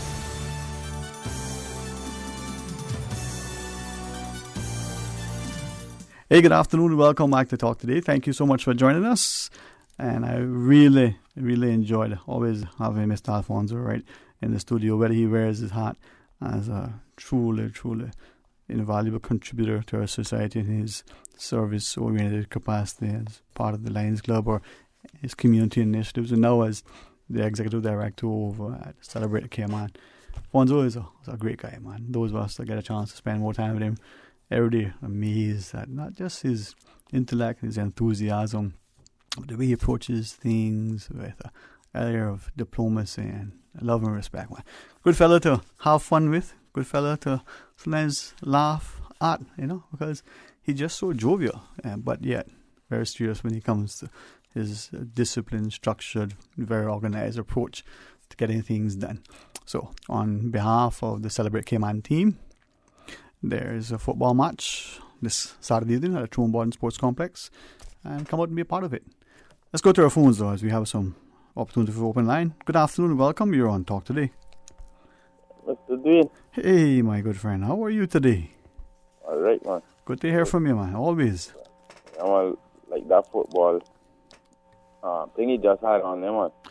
Thanks, man. I enjoyed it. Hopefully, I didn't forget that I was actually on air because the three gentlemen there had so much to share, and I think if we were listening, we could see how not just for football, but for the country as a whole in other areas of sports as we develop our society, but our young people, how it's so important. You know what I mean? A lot of people, man. A lot of names and things. Mm-hmm. Coach Gilly, he always makes me laugh. Yeah, man. Boy, I don't know. I don't think. Anyway, you know what? You call. Let me listen to what you have to share. Go right ahead, man. Well, you know, I come here and make sure I remind them about my uncle. You understand? Yeah, man. Because they look like they don't like the call he knew. Yeah, well, I tell you what, I listened to the names, and many of them were recognizable, if not all of them. I say this, and I know some people will say, "Oh," but it's just how I see life. You know, we're a small community. We have been, despite what many would want to see, you know, we're still very not just inclusive and welcoming and accommodating and hospitable. But there are times when I question, not just in this instance of a football match, or I question sometimes, how is it that we do this and not that? How is that one get invited and not this one? And there are all sorts of things that go into play sometimes that as a public we don't know. You know, people may not be available. Somebody may have a personal issue with somebody. All sorts of things, right? Yeah. But it's a small community, man. And your uncle, boy, no matter what, boy, I think, for me anyway, I think to the time when Mr. Ed Bush, Ed to come overseas and he was broadcasting, and even though that was a long time ago and the reception might not have always been that great to hear everything, but I watched that game on radio, so it was awesome, man. Yeah, man, I got all the stories about him. Try and remember them. Yep. You know, I remember how much times my grandfather used to go out there by the field and just beat him off the field, you know, drag him off the field and beat him, you know, and he's still on there again next Sunday again. Yeah, man. You know, he would kick, but the story was that he wasn't fast, you know. Skillful. He wasn't fast. Yeah, he was skillful. Yeah, man. And he was the first international Cayman player. Yeah. You know, or probably the only. But you see, that's the thing, right? Cayman player. And I appreciate you reminding us and listening, because we need to celebrate our people, and we need to get to a point where we have a very healthy respect for who we are. Unfortunately, there's some of us that are made to believe that we're boasting and so on. But you can do so with a sense of pride, whether it be in this ostentatious sort of show, right? But equally, this is 2019 almost gone, right? And some people don't appreciate that air conditioning is still a relatively new thing in this country. You know, television is still a relatively new thing in this country. And we look at the opportunities that people probably could have had, but for the circumstances, whether it's an education or whether it was an opportunity to play a sport, or even our musicians, if they were in other places, if the society was a little bit more supportive and nurturing and encouraging and, you know, sort of cohesive, could we have had Olympic gold medalists? Could we have had international, you know, athletes and artists and the like? I don't know. We have to wonder, but we allow ourselves to be beat down so much. I like the part too when the man say, well, you can't be a football man and a businessman. And just like that, my uncle popped in my head like, well, he is a footballer and a businessman at the same time, no matter what. You know? So when I hear him that they don't mention his name, right, I know, say, well, there's something about him that they don't want to remind us about. You know? And one thing they don't want us to remind us about is that it really, really, really is hard to make it how you gotta make it.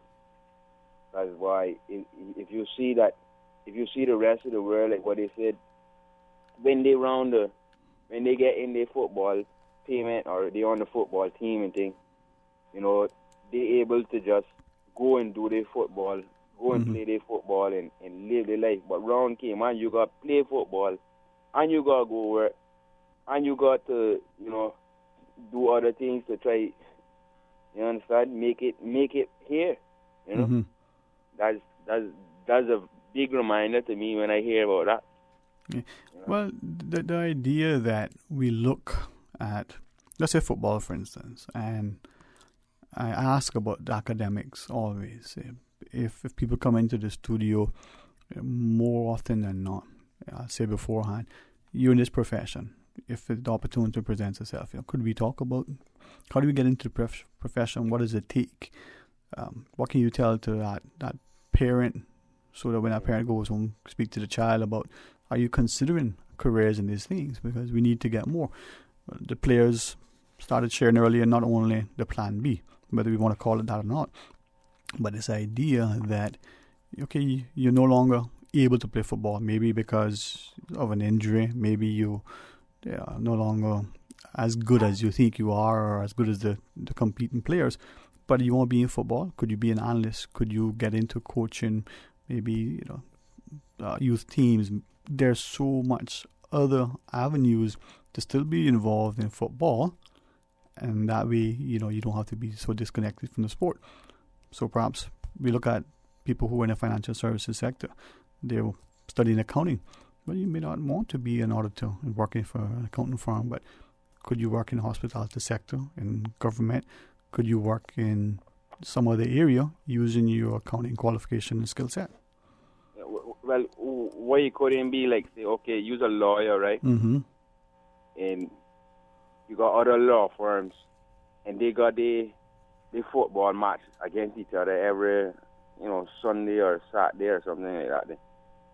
Like Walkers versus, another law firm, like two law firms versus each other. Mm-hmm. Like why everything couldn't? Because sports is what built this place too. Mm-hmm. This is what built this place. You had to be very fit to get around here, as the man say. It wasn't no phone or nothing like that. So what he's saying is, what we do, instead of making people, these desks, call them desk slugs or something like that, they just stuck on the desk and they can't, immobile. What we couldn't have, say, every Tuesday, every Friday. Even the police got a police versus the fire station. Yeah. Playing against something with each other, but it not like that. Even the politicians, I would love to see them come and jog a mile. You understand? But as you say that, and as we probably get ready for a break, I appreciate what you raised, because there are a couple of things. There probably still is in some avenues, but there used to be a nice, robust, very enjoyable, and certainly not just entertaining, but good for the physical as well as the mental development.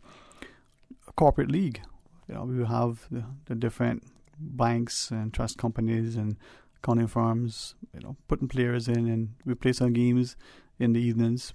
People can use it as an opportunity to network, not just at the bars, but on the football field. As you share that, maybe we could do that. But does it have to get to a point where we start to appreciate how important it is for a healthy body and a healthy mind? Is it increasingly more difficult for people to be active? We pay gym memberships, but we probably don't have time to go and exercise.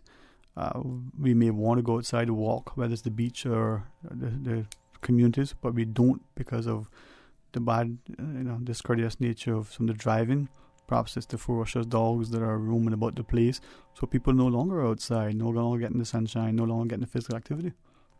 That's right. You see us having problems just walking on the beach. Mm-hmm. You understand?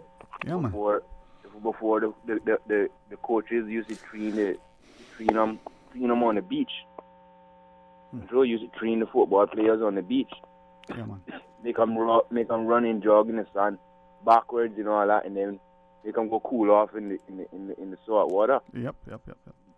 But rather than, like what I'm going to tell you, like how people telling you you're not supposed to be on the beach, or even like you getting in the way of somebody that from the cruise ship or from the plane or whatever that enjoying the beach, you running across the sunshine. Rather than them do that, they rather just keep them in the, like how they train them in England. Yeah. Anything else you want to share with us, man? No, I will probably call you back. All right. Tomorrow, probably. Certainly, man. Certainly, and as you wish to, certainly invite you. Respectfully, we have that 15-tour break and some callers to get to. So please stay on the line. We'll join you right after. A caring and community spirit, cherished family and cultural values. These are some of the things that still embodies the Caymanian way of life in the Eastern Districts today. Savannah Pharmacy, your neighborhood pharmacy, located in Countryside Shopping Village, is delighted to offer products and services of real value. Whether it's catering to your family's medical needs or carrying apparel, gifts, and beauty products, Savannah Pharmacy provides you with more than just prescriptions. Remember, they're always just around the corner with everything your family needs and convenient opening hours, including Sundays and holidays. Savannah Pharmacy. For more information, call 946-3336. At Seaboard Marine, customers often ask us questions about their shipments. I have various items coming from different suppliers that I need to ship to Cayman. Do you offer consolidation? Yes. Seaboard Marine offers consolidation for full and less than container loads. We can hold your packages at our Miami warehouse until everything arrives and ship it all in one go. And we have the best rates to Grand Cayman. Visit seaboardmarine.com for more information. Shipping shore to shore, Seaboard. Headlines. With the latest headlines. Headlines. All the news when you want it. Tune in to Radio Cayman for hourly headlines of the day's top stories. One of Cayman's bright and shining young stars. Local, regional, international. Headlines. Turning to international news. Updates on the hour between 7 a.m. and 6 p.m. on weekdays. Radio Cayman News. Headlines. Your voice, your choice for today's biggest news. I've got some beautiful clothes. I know just where they go, Puritan Cleaners. Meet the world with Puritan professional launderers and dry cleaners. Call 949-7104 for opening hours at Puritan's Countryside Savannah, Elgin Avenue besides Off the Peg, and 337 Eastern Avenue. Drive through, rain or shine. Ask about Puritan's ongoing discounts, plus free pickup and delivery. Call 949-7104. Puritan's 949-7104. The 18th Annual Talent Exposition of the Arts, Sunday, June 30th at the Hockwell Theatre, is brought to you by the new Self-Help Community Foundation. This event is proudly sponsored by Rubis Eastern Avenue, Savannah, Red Bay and Jose's, Rainbow Realty, Cayman National, Mitsubishi, Ministry of Education, Youth, Sports, Agriculture and Lands, Barden Corporate Services, L&T Tires, Island Heritage, Reliable Industries, Markson's Furniture, Ministry of Health and Culture, and Muck Ross. Prepaid tickets for the 2019 Talent Exposition of the Arts at the Hockwell Theatre are available at Funky Tanks and Winter Circle Sports for $10 or $15 at the gate. Talk today. But I do have some questions. Talk today. Cayman Islands' foremost listeners' participation program. Talk today. Because there are more questions than answers. What the public is saying. Waiting to take your calls right now. Sterling Dwayne Ebanks.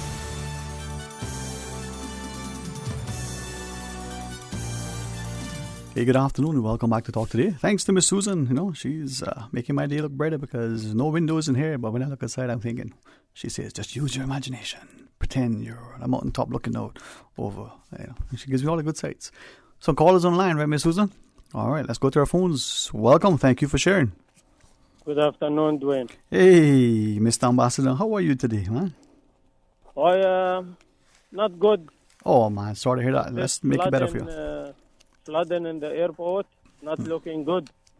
Well, I mean, if you seal up the walls and make more water come in, we can get an indoor pool. I just kidding. No, you know, that's not good at all, man. You see, it's embarrassing what happened in the airport, and it is a big scandal, and it needs investigation, Dwayne. Number one, how in the world do you spend $55 million to build a new, to extend the airport, and all this $55 million, where is it gone?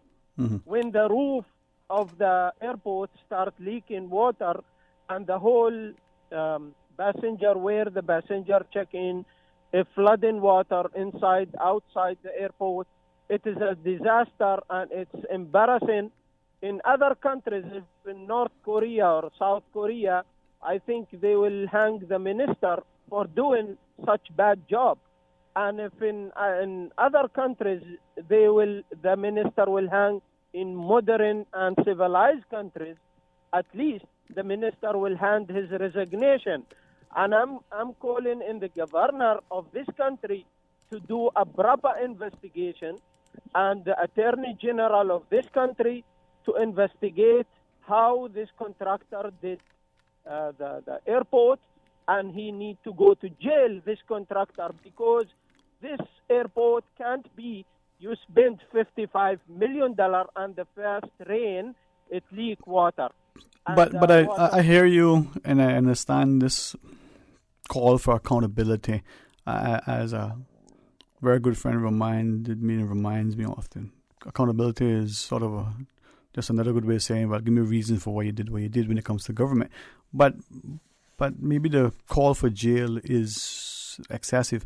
But before we get there, what about the political aspect? I mean, shouldn't the accountability rest with the political arm, the ministers, then the board, the people there, as opposed to the quality of the construction?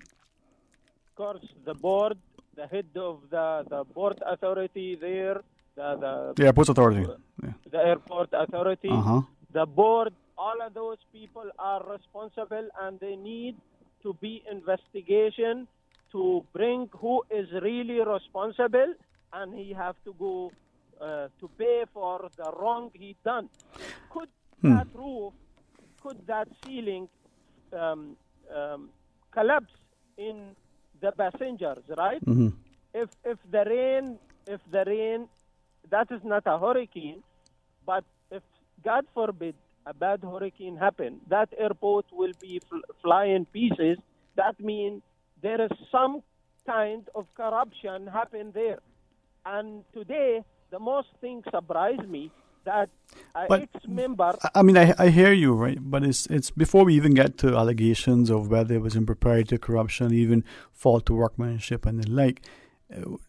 Is it then that as a public, you said, hopefully I didn't misunderstand you said that in other civilized countries, projects of this nature, if they seem not to be working, that there'll be a call in the parliament for the resignation or the accountability of the political arm, for instance. Why not start there? Where is this minister, Mr. Minister? Why are we not doing that? Why are we out maligning other people as opposed to making it what it is, an opportunity for the opposition to beat up on the government for the other parts? I mean, what about that, the accountability? But I'm also calling in the opposition of this country to call and proper an investigation. The opposition, I'm calling in Mr. Arden McLean, every member of the opposition to call and question the minister and investigate the matter and asking for a resignation of the minister. The minister is getting this country in more disaster. The first disaster is he wants to build a port in Georgetown, and he is not listening to anybody. And the second disaster is he built the airport who is leaking water from first rain. It is a disaster and shameful. And shameful that he's still holding in his position as minister.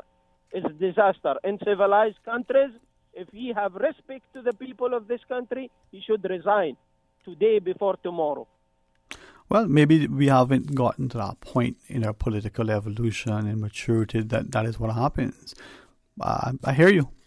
Perhaps there's somebody else who wants to come to the aid in the defense of the government.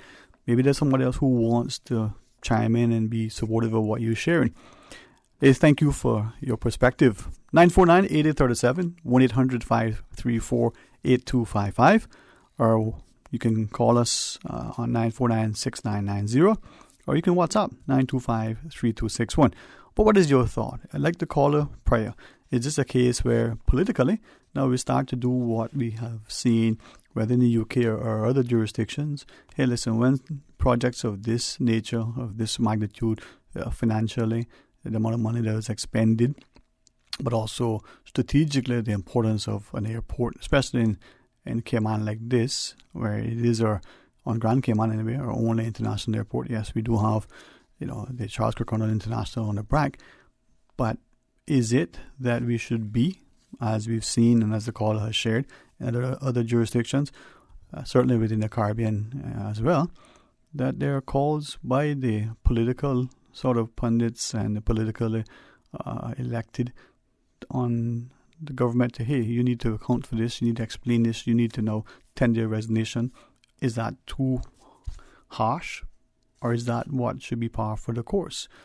We've seen many times in the UK ministers in the cabinet, just even because of the perception, the allegation of impropriety of other things, that those ministers automatically understand that they have to tender their resignations simply because they can't afford for the government of the day to be looked at in anything less than a stellar way. Well, what is your view? 949-8037, 949-6990, or toll free at 1-800-534-8255. Likewise, if you want to send us your thoughts on our WhatsApp, 925-3261. Now, I know that there have been a number of you who have shared your views, what they call on social media and on all sorts of different platforms about the airport. And even some of the greatest defenders and champions of its construction and expansion have said, oh, it's embarrassing and the like. And what if somebody fell? Could there be issues of liability? What if somebody now decides to sue? But how will this look internationally? Not just because we're spending tens and tens of millions of dollars, but what happens down the road? How do we address it? What will it cost? Well, what are we going to do? And is it a case that we're accepting, forgiving all this, what happens during construction, and this is par for the course? Or is it that, you know what, if it's not excellence, then it's not good enough? Where in your mind should we be having this discussion, and where is the line drawn, and what is it that we're expecting? Now, as you consider that, I'd also ask you to guide me. Share, if you would, your thoughts on our government's hosting of the pre-JMC. Some of you have relayed that, wow, as the dignitaries arrive, you're seeing police escorts. Is that now the new normal? Is that something that we should have been doing all along, because the world has changed, in order to ensure the safety of the visiting dignitaries and heads of state from the other countries that are coming to be a part of not just the trade summit but the whole deliberation, that we make sure that while they're here on our soil, that they are as safe as we can make them. Some of you have said, well, wow, what is this thing costing us?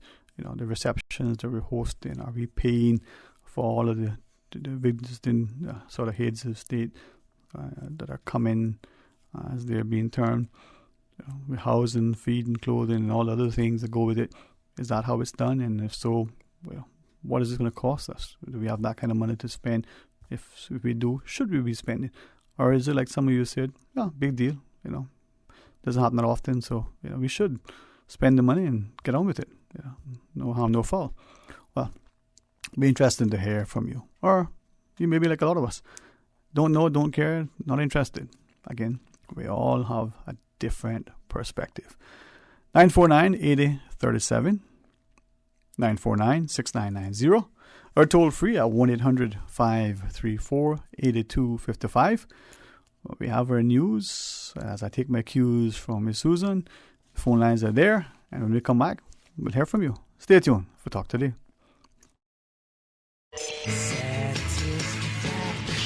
Satisfaction is guaranteed 24 hours a day, whether it's music or information. From Grand Cayman to Cayman Brac to Little Cayman, we've got you covered. You ever hear a thing like that? Radio Cayman in the Cayman Islands. Radio Cayman. Radio Cayman's newsroom. These are the biggest stories right now. After Tuesday's downpour, the National Roads Authority issued a statement saying they're working hard to address issues caused by inclement weather. Together with private sector partners, they're tackling the areas most affected, specifically those in the low-lying areas of Grand Cayman. The NRA would like to remind motorists to be vigilant while on the roads and to be alert and courteous to others driving, as well as pedestrians and cyclists using the roads. Good afternoon. I'm Dion Anglin with your headlines. In news elsewhere, France is starting to close dozens of schools because of a heat wave, with temperatures expected to climb 40 Celsius, 104 degrees Fahrenheit in some regions on Thursday. About 50 schools in the Essonne region, just south of Paris, are being shut as they lack sufficient air conditioning. The exceptionally hot air has blown in from the Sahara. Police in Georgia, United States, are trying to identify a baby girl who was found in a plastic bag after nearby residents heard cries. The girl, now known as Baby India, is currently in the care of Family Services. The Forsyth County Sheriff's Office is trying to identify the child. And a photograph of a man sleeping in a McDonald's in Fayette County, Georgia, has gone viral, but perhaps not for the intended reason. The photograph was shared on a local Facebook page with a caption stating it was just another reason to leave Fayetteville, along with an angry emoji. However, after it transpired the man was homeless and resting between working 2 shifts at the fast food restaurant, the local community decided to offer support rather than ridicule him. That's a wrap of your headlines. I'm Dion Anglin. Radio Cayman, the voice of the Cayman Islands. What's happening in your community? News and information, music and more. You can find us. www.radiocayman.gov.ky. Like us on Facebook and follow us on Twitter. Radio Cayman is your choice, your voice for today's biggest news. Radio Cayman.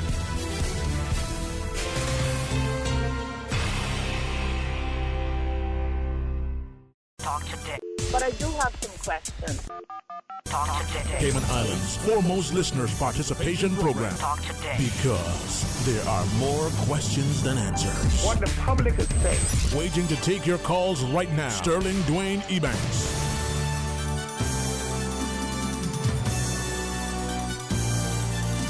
Hey, good afternoon. Welcome back to Talk Today. 949-8037, 949-6990, or toll free at 1-800-534-8255.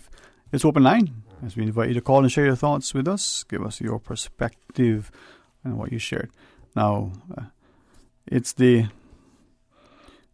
perhaps topic of conversation in a number of circles, the whole idea of the rain, the flooding inside the airport.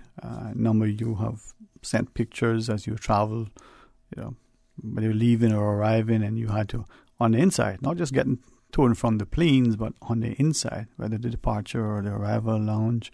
Sometimes I didn't ask to confirm where are you, when you take this picture. It is, I think, the one word that may have been repeated or captures what the sentiment. Embarrassing. People say they're coming back and this is happening as they look around, the visitors, and they were ashamed and embarrassed. I thought it's unfortunate. Now, perhaps maybe we're being overly critical.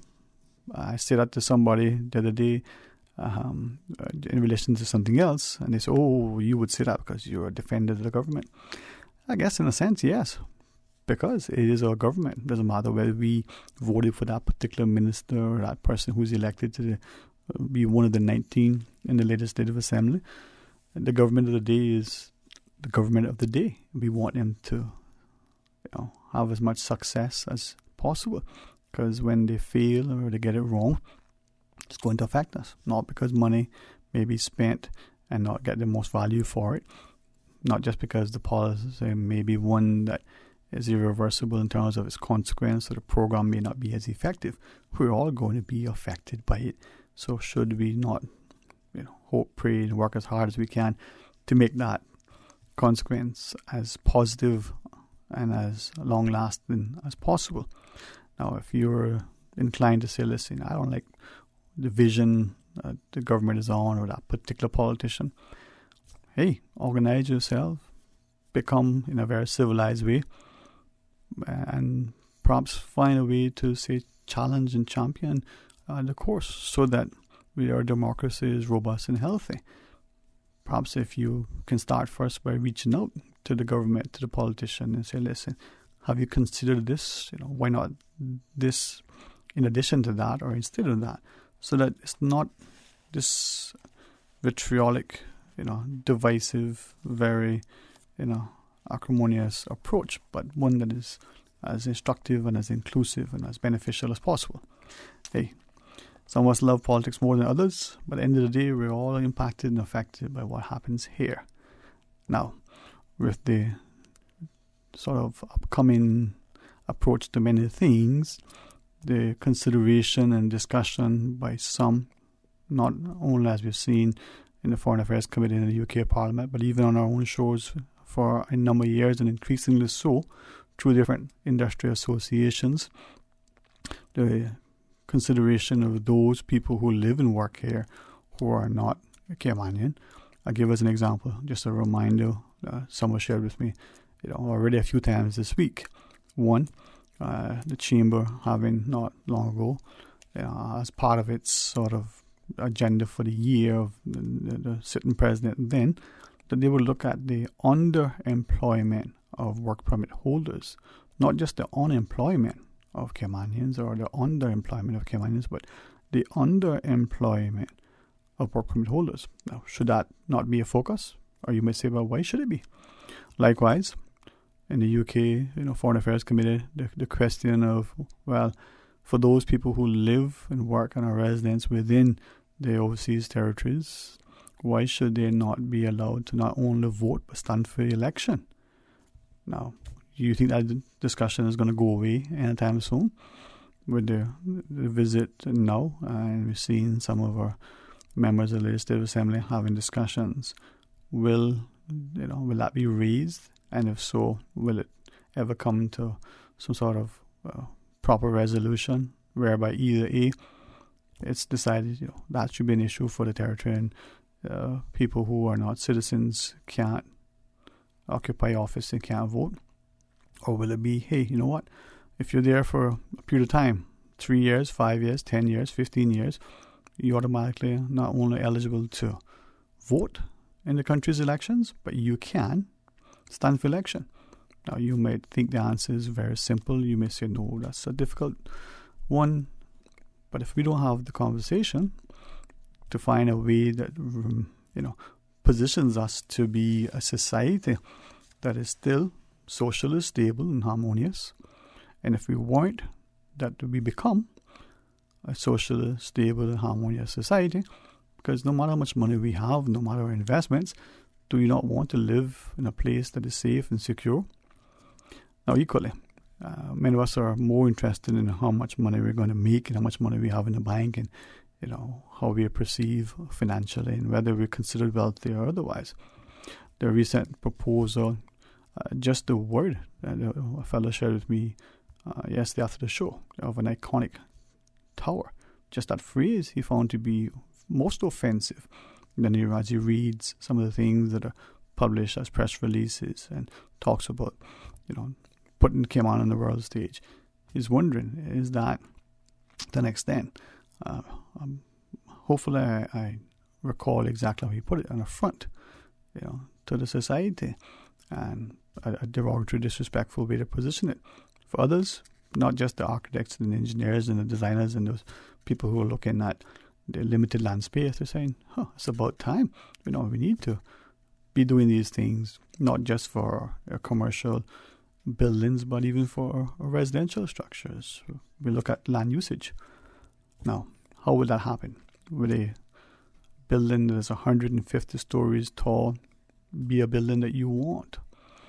Are you content with a building that is only 10 stories tall, 50 stories tall? What is your view? 949-8837, 949-6990. A couple of WhatsApps to read and share with us. But as we look at the clock, and as we had a chance to say, because of the rain yesterday, why not we be a little bit more generous today to show our thanks and appreciation for the wonderful blessings of that, rainfall, despite it causing havoc in many areas. Why don't we say to this next caller, why don't we give you a ticket to the Talent Exposition of the Arts, brought to you by the new Self-Help Community Foundation that's coming up this Sunday. The gate's going to open at 5:30 at the Harkwell Theatre. I get a chance to, see not just some of the phenomenal talent that we have here in poetry and dance and the like. You want to go along?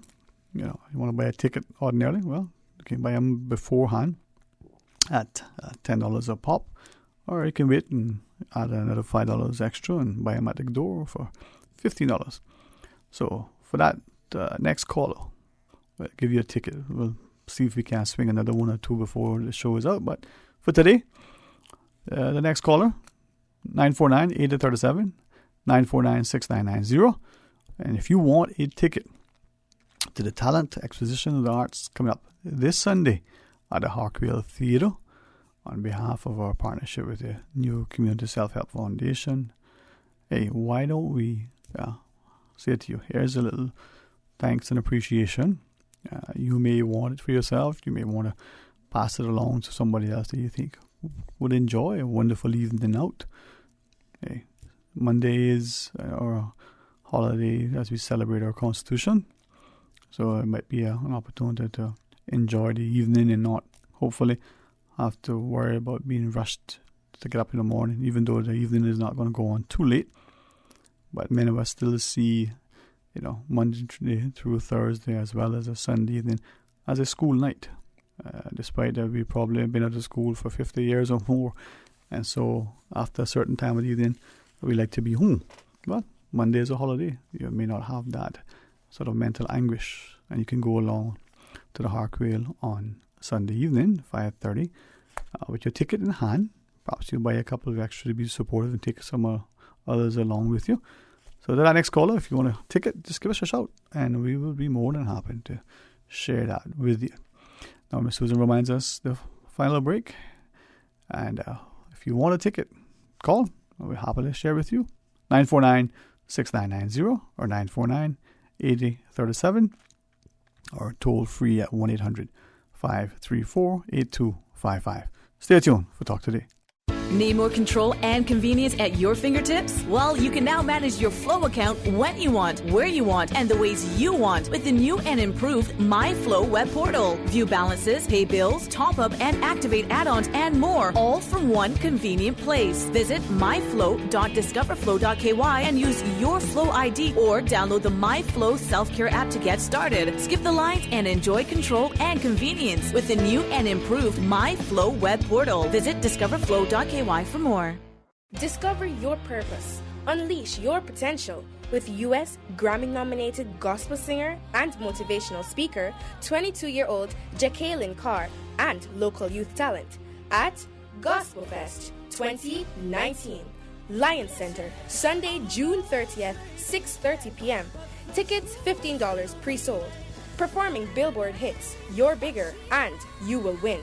Jacqueline Carr at Gospel Fest 2019. You can't afford to miss it. Tickets available at the following outlets: Cayman Islands Conference, ABNC, ValueMed Pharmacy, Christian Enlightenment Center, Bellagio Salon and Spa, Campbell's Auto Repairs and Sales, Funky Tanks Limited, the Physiotherapy Center, Rankins Plaza, Shop number 11, Plaza Venezia, North Sound Road.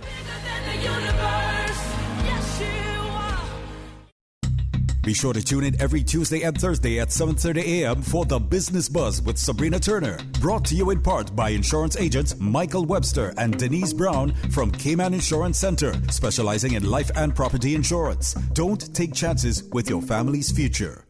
Talk today. But I do have some questions. Talk today. Cayman Islands' foremost listeners' participation program. Talk today. Because there are more questions than answers. What the public is saying. Waiting to take your calls right now. Sterling Dwayne Ebanks.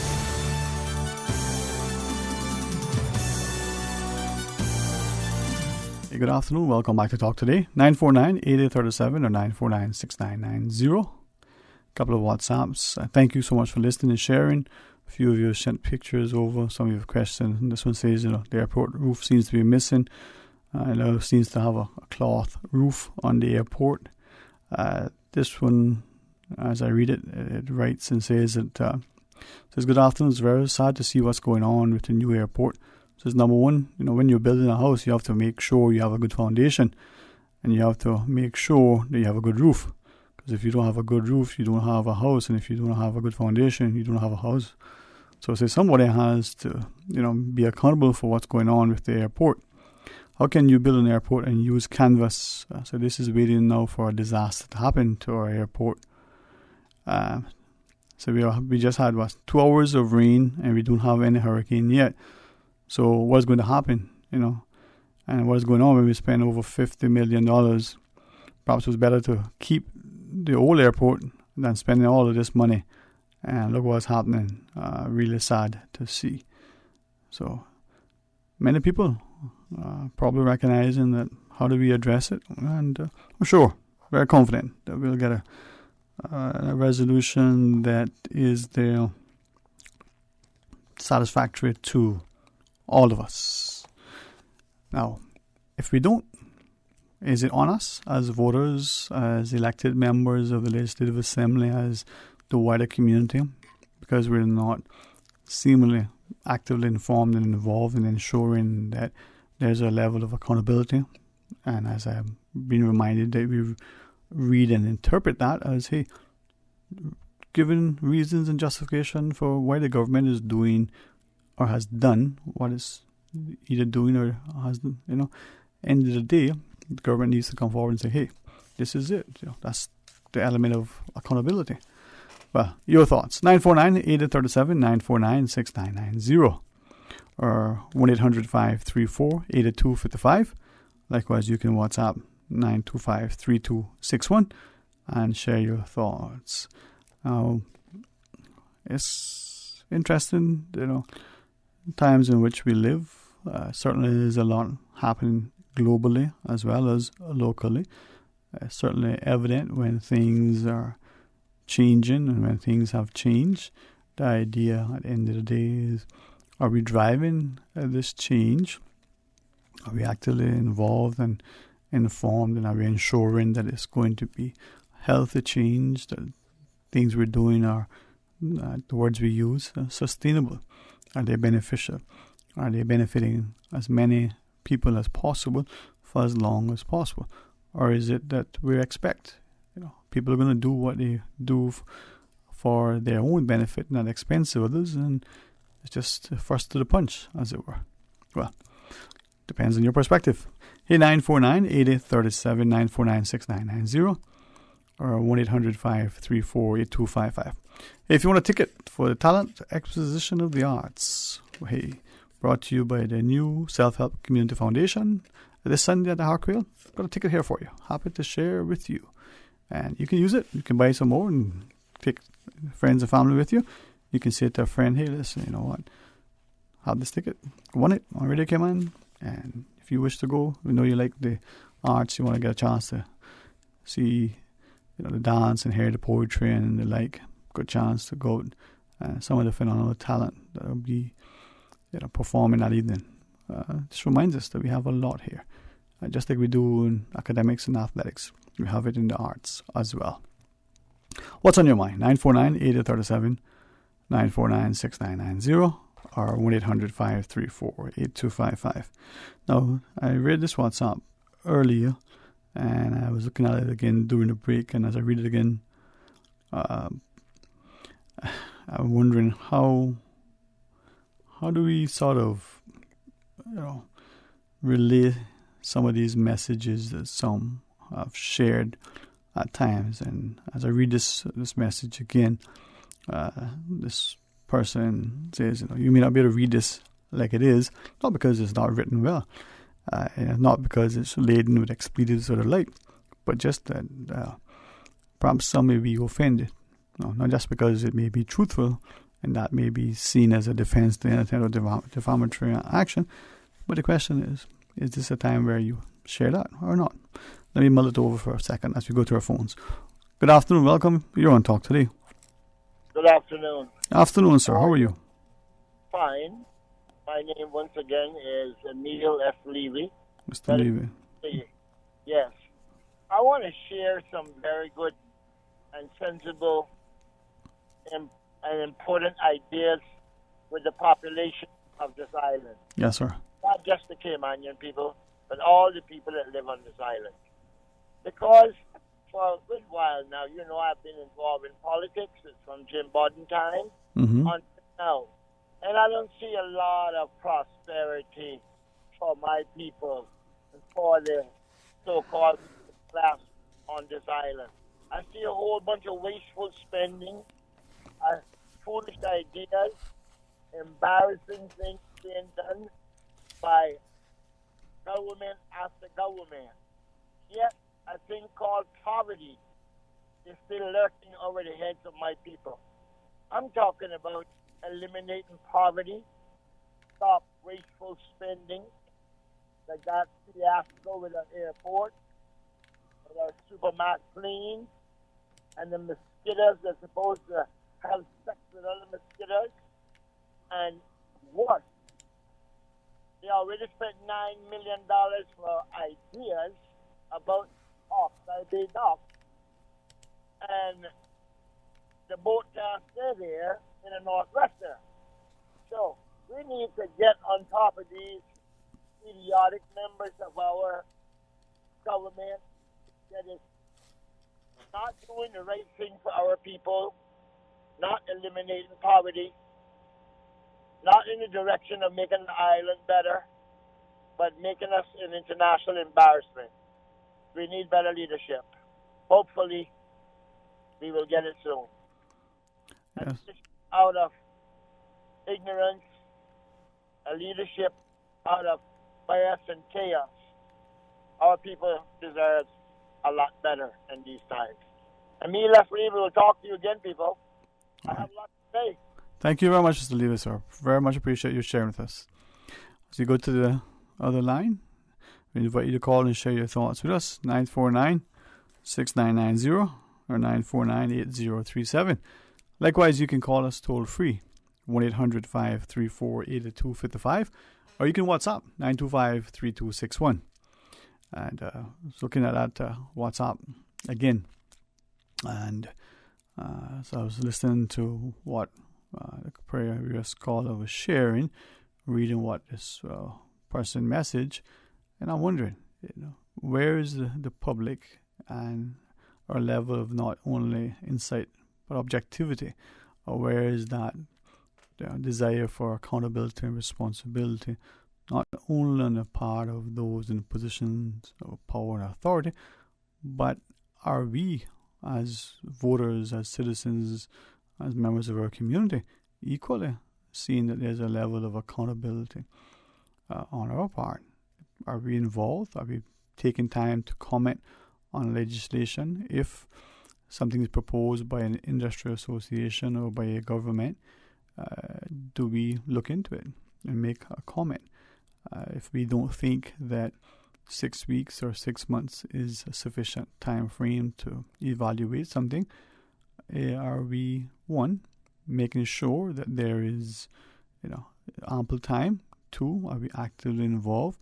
Or are we, like this particular message sort of alludes to, we only say things if it's not going to harm us, or we're not going to seem to be, on one hand, offending a friend or the like.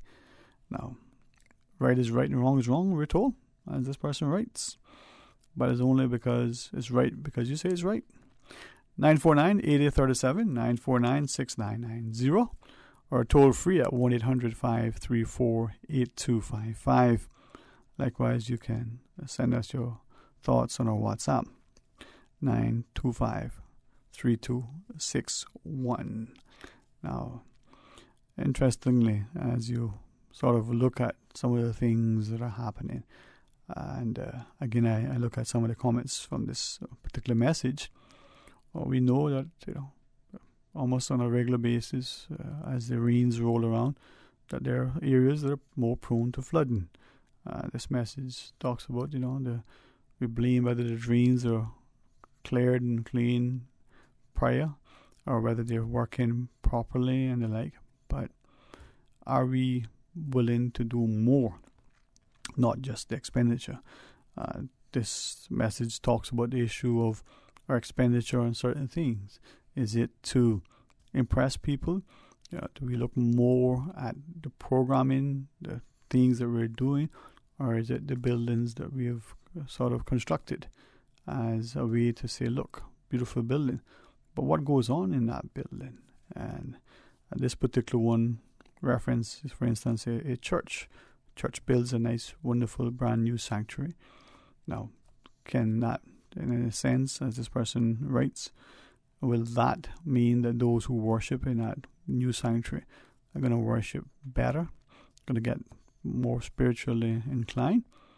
Or is it that the church has spent money that could be spent on something else?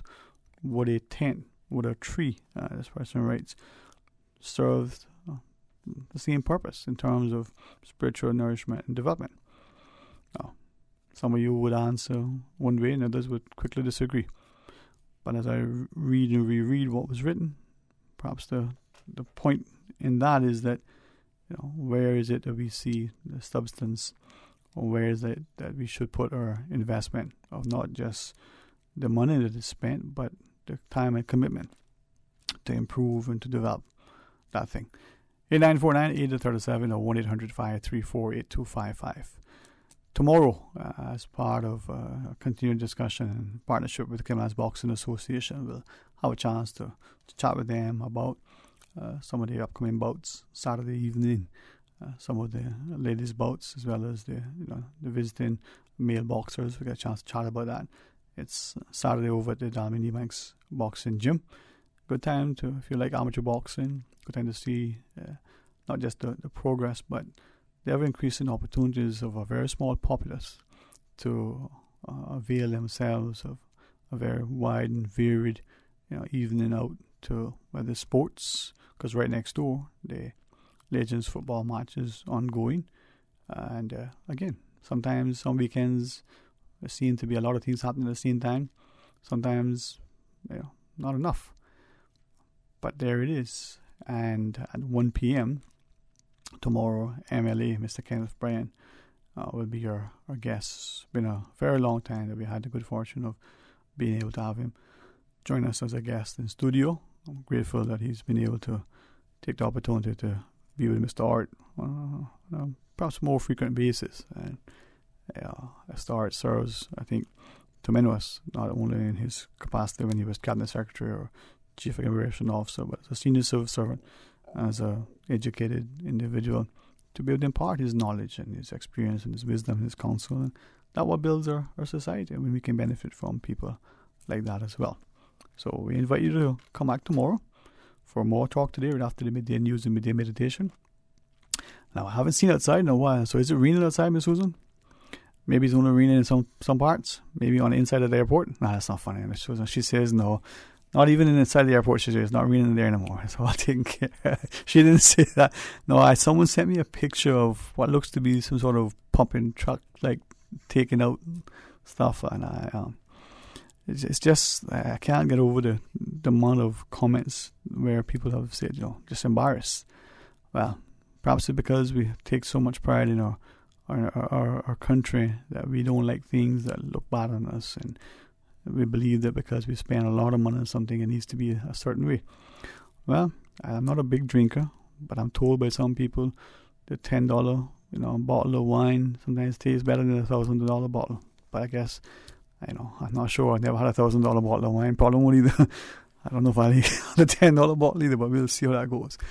Listen, let's find a way to make our community better. And sometimes it means that we pull aside those who are in certain positions and say, hey, you got to pull up your bootstraps, tighten your socks and whatever it is that we say to people.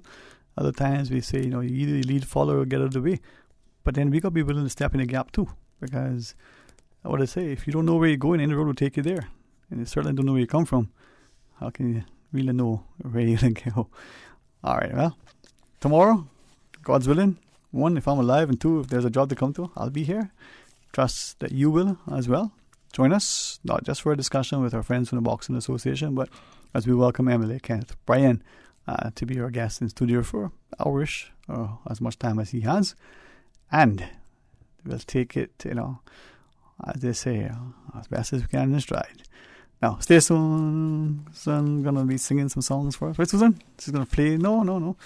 Had a couple of requests from some third world, but I don't know if she's going to play that. So let me see what she says. I'll tell her. You tell me whether you thought it was my song that I suggested that she's saying. All right. Don't want her just to play it. I want her to sing it. So you see if you can call her and see if she can get her to do that. Until tomorrow, my good friends. Be blessed.